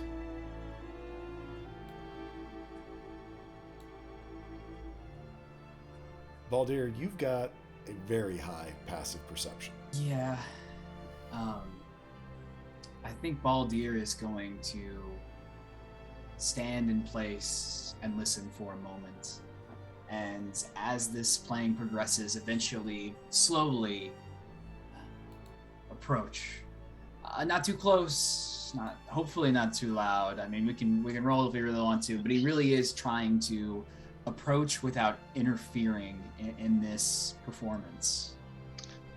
No matter how big and loud Baldir is, in this moment, Duron is not really aware of his surroundings. And I like to think that as he's playing, like the water from his little amulet just kind of like starts to spin around him a little bit. And it's kind of like almost forming these strange like shapes, like waves in the air around him. Yeah, if I can take that a little bit, I think this ice bow, almost as you saw across it, it shaves the ice a little bit. And so you have sort of these sort of snowflakes that begin to drop, but they're almost caught in the magic, and as they melt, sort of become these tendrils of waters, basically this sort of cycle of freezing and melting water that reestablishes, sort of what was lost off of the bow, but is this sort of cycle of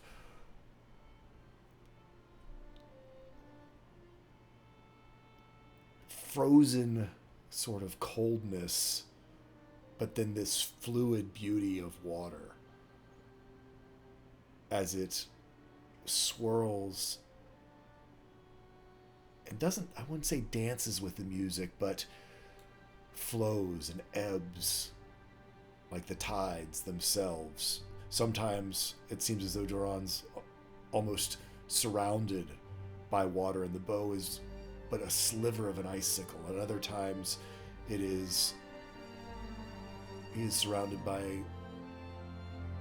ice and coldness and that hardness that he often is known for. The sapphire scales of his dragonborn form lending their color to these ice crystals as they are born and die and are born again.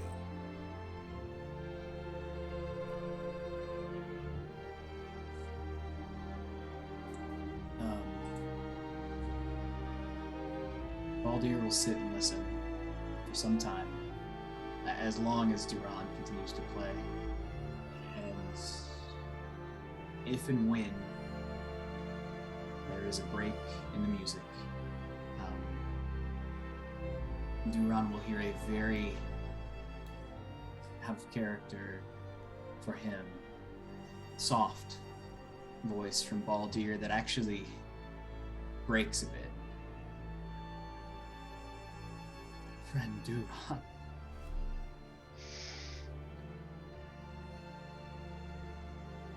And Duran's like startled and immediately like kind of like hides his bow or his violin a little bit behind him.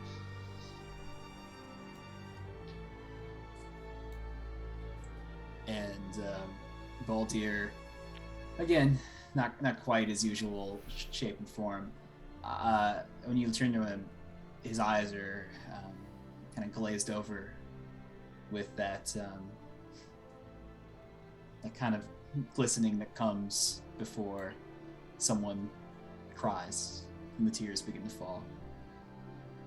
And he looks down to his side, dangling his giant like pan flute pipes, kind of like bouncing against each other. And he says, crowds.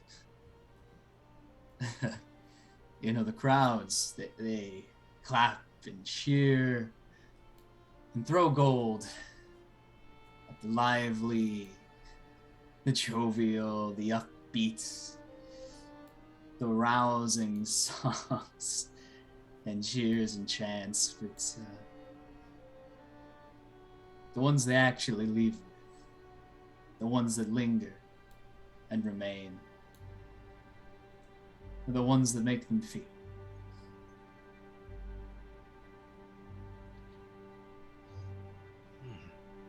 Well, I didn't know anybody was listening.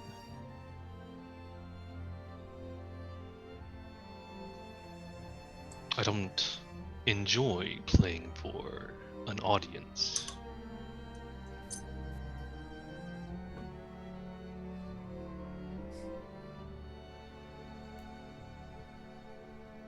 It shows. Your music. It's song. There's... To put it bluntly with you, Duran, there's a haunting melody of loneliness throughout. How much have you heard about me?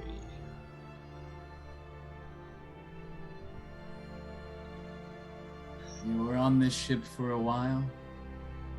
You left under not the best of terms, and you're back. You're back now. There's been musings, there's been comments. But from what I gather, you're here and you have conviction. And that's what matters most to me. Nearly a century ago, I wished Beriana to make the journey to this sea that we are headed to now. And she refused. And I left in anger because I know that I need to be there. I don't know why, but ever since I left, I have been alone. No one would sail further than our captain. Everyone was too afraid. And so I set out on my own. But at every turn, I could not make the journey myself. And so, when I found the shard and received that vision, my only choice was to come back.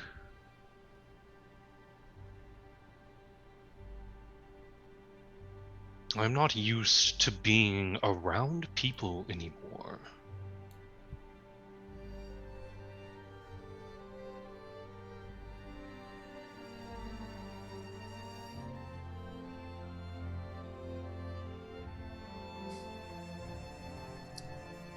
It takes time, friend.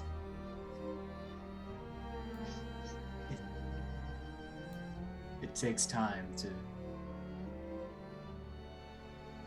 break through that barrier. To stop feeling like you're the only one, even if you are.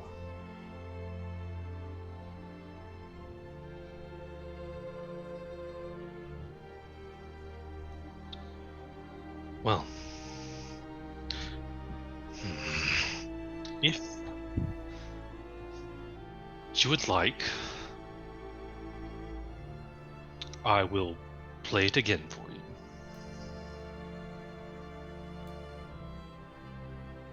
I would like that very much, friend. And he will start it up again.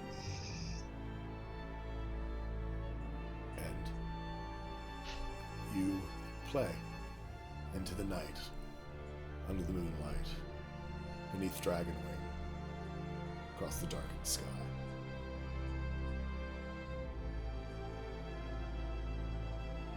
We'll move on to the next one.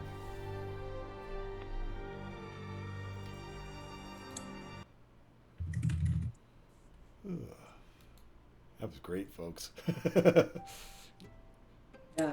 I kind of need a moment. Holy. Yeah, wow. I wish I had a better fade out for that, but Yeah. just turned the music off, unfortunately, here on Roll. Like you could end the session there, and that would be. I thought about it, but I kind of want to get through this next piece. We got some ghost belts to get to. Bring up this I lovely was gonna dummy say, we crap. got some Come on. ghost belts, we got some other stuff. Yeah, that was Dude. super beautiful. Do I get an actual long rest, by the way? Yes, you get a long rest. So for everyone, you can have your long rest. It is a quiet night. There is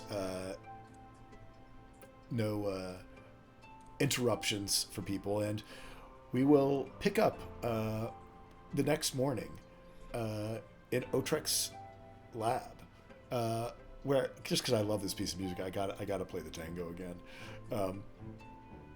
You go ahead.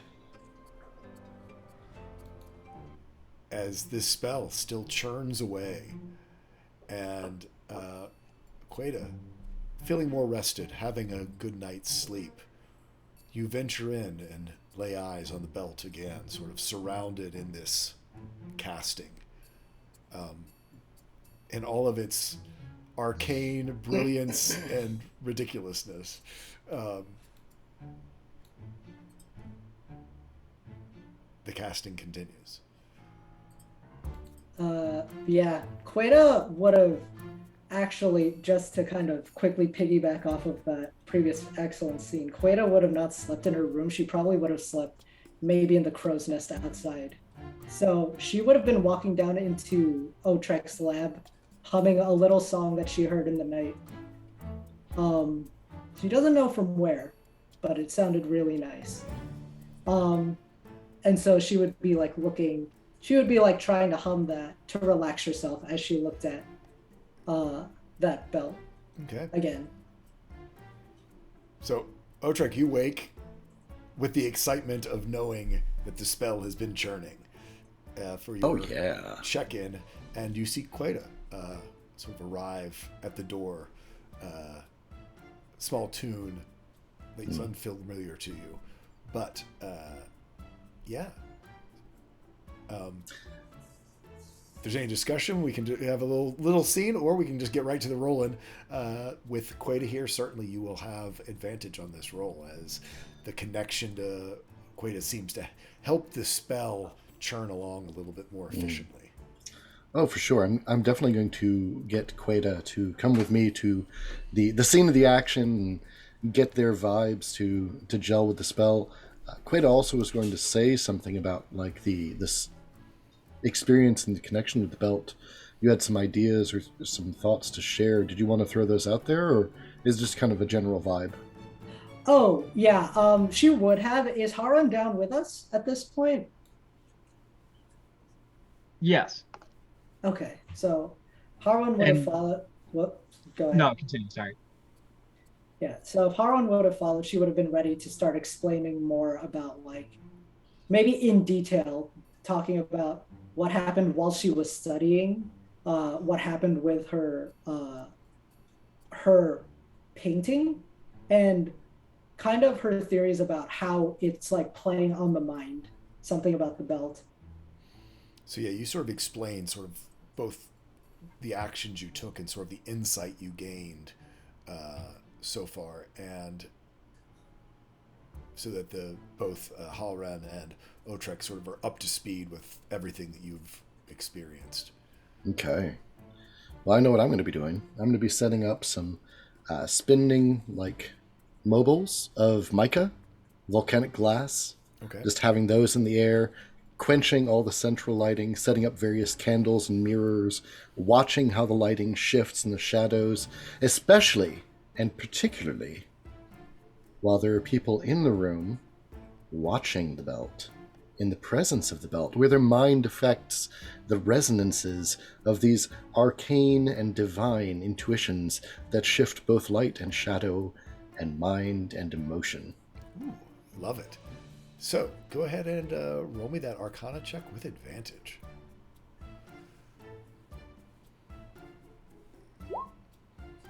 So, a 25. So that brings us up to a cool 48. As you have people's minds in there with you,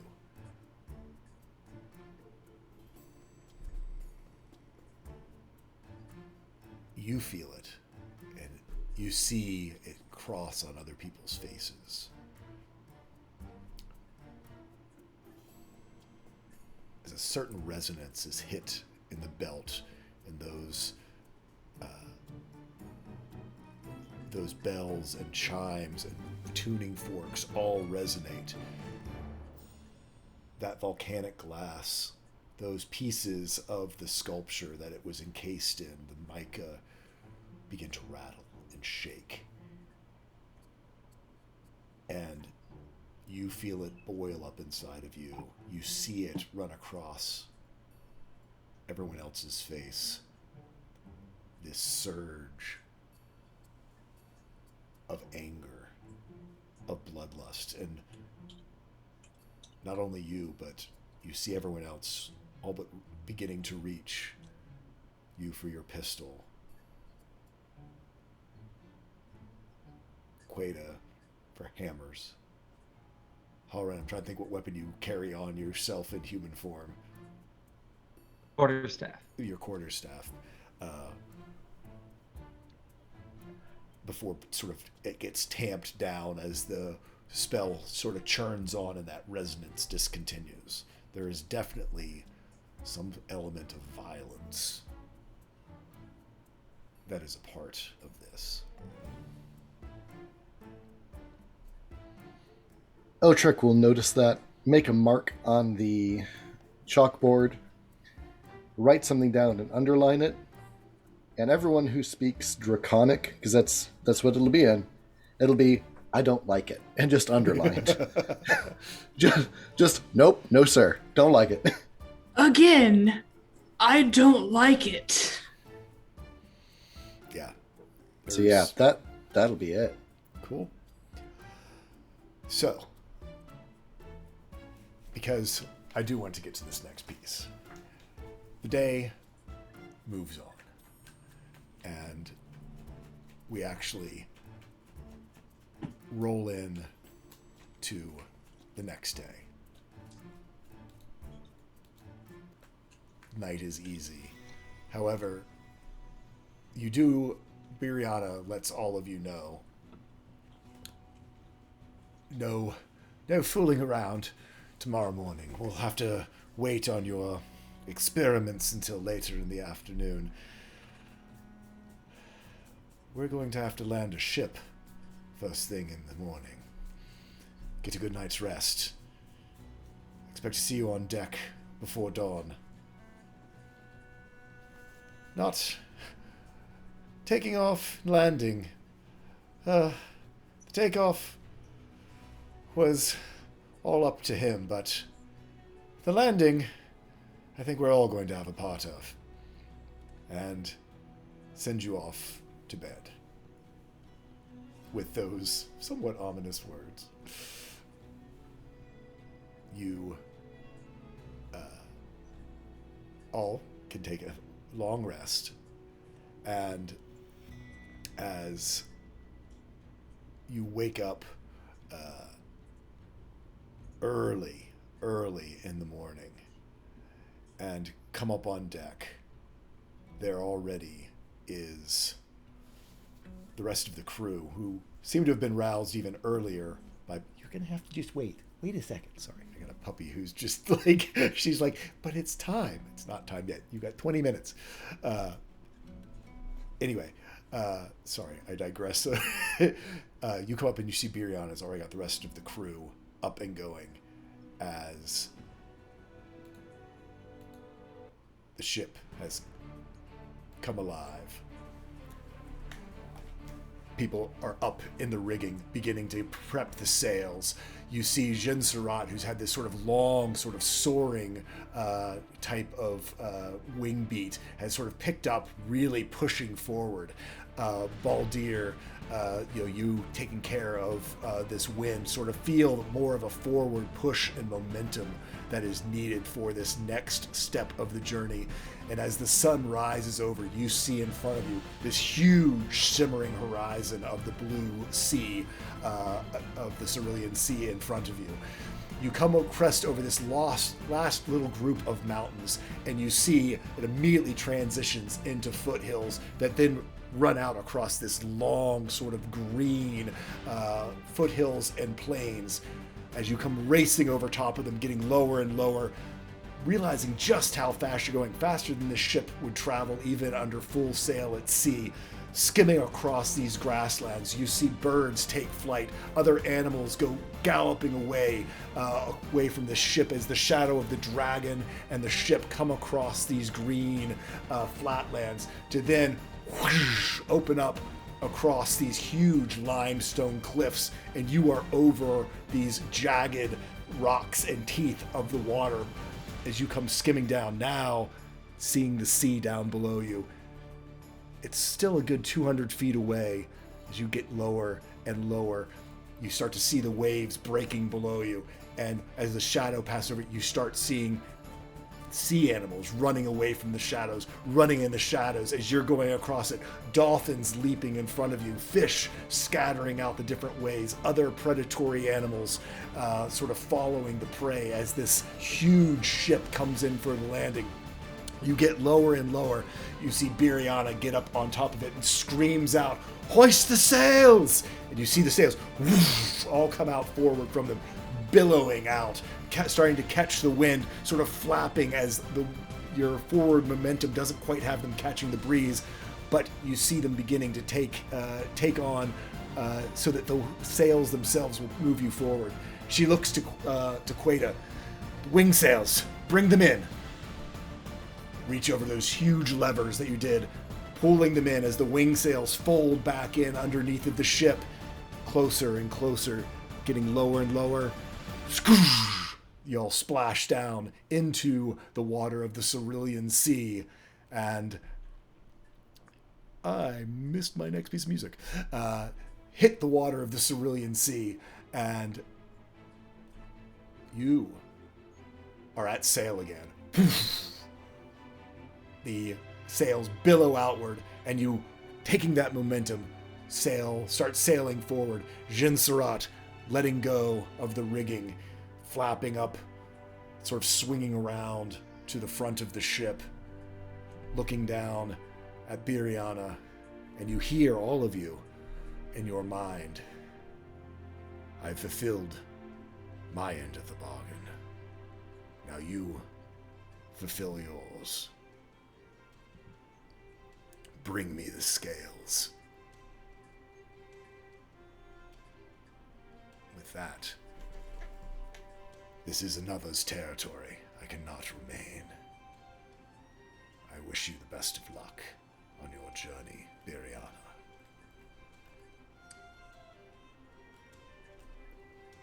Flaps up. There's a momentary, longer stare at Duran by Jinsarat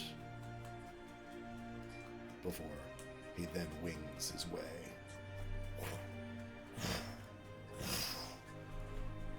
back, actually to the north, towards the shimmering grove and the dreaming boughs. But for y'all, under billowing sail, blue sky, have arrived at the Cerulean Sea.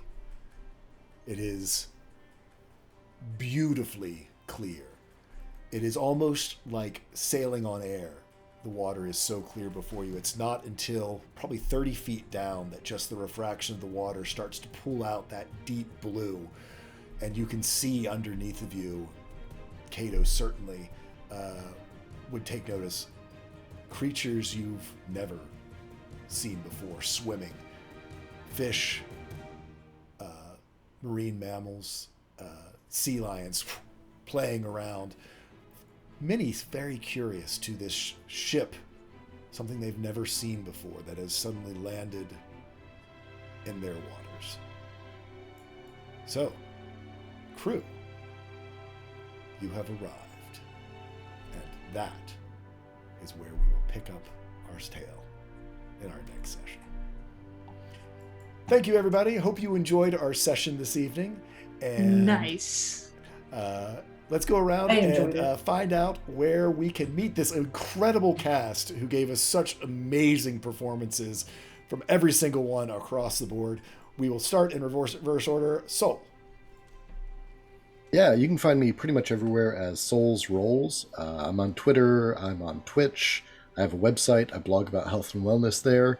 And soon enough, you'll be seeing some 5e content from me as well. So keep an eye out for that.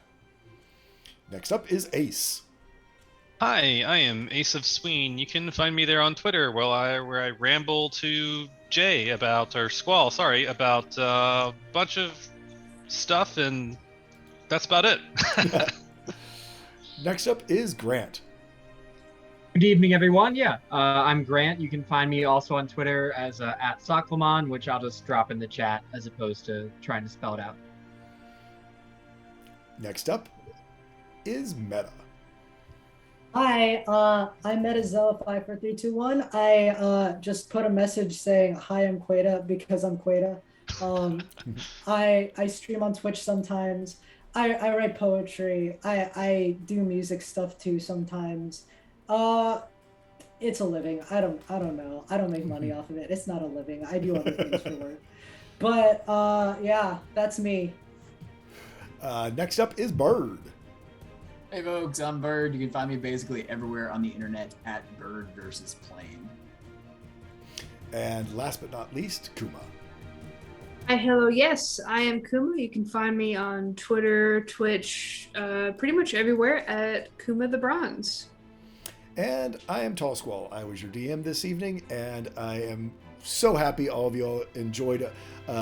Stop by. Hope you enjoyed our show. And until next time, gather your friends together and tell a story, because that is what it's all about. Good night, everyone. Thanks for tuning in. Bye-bye.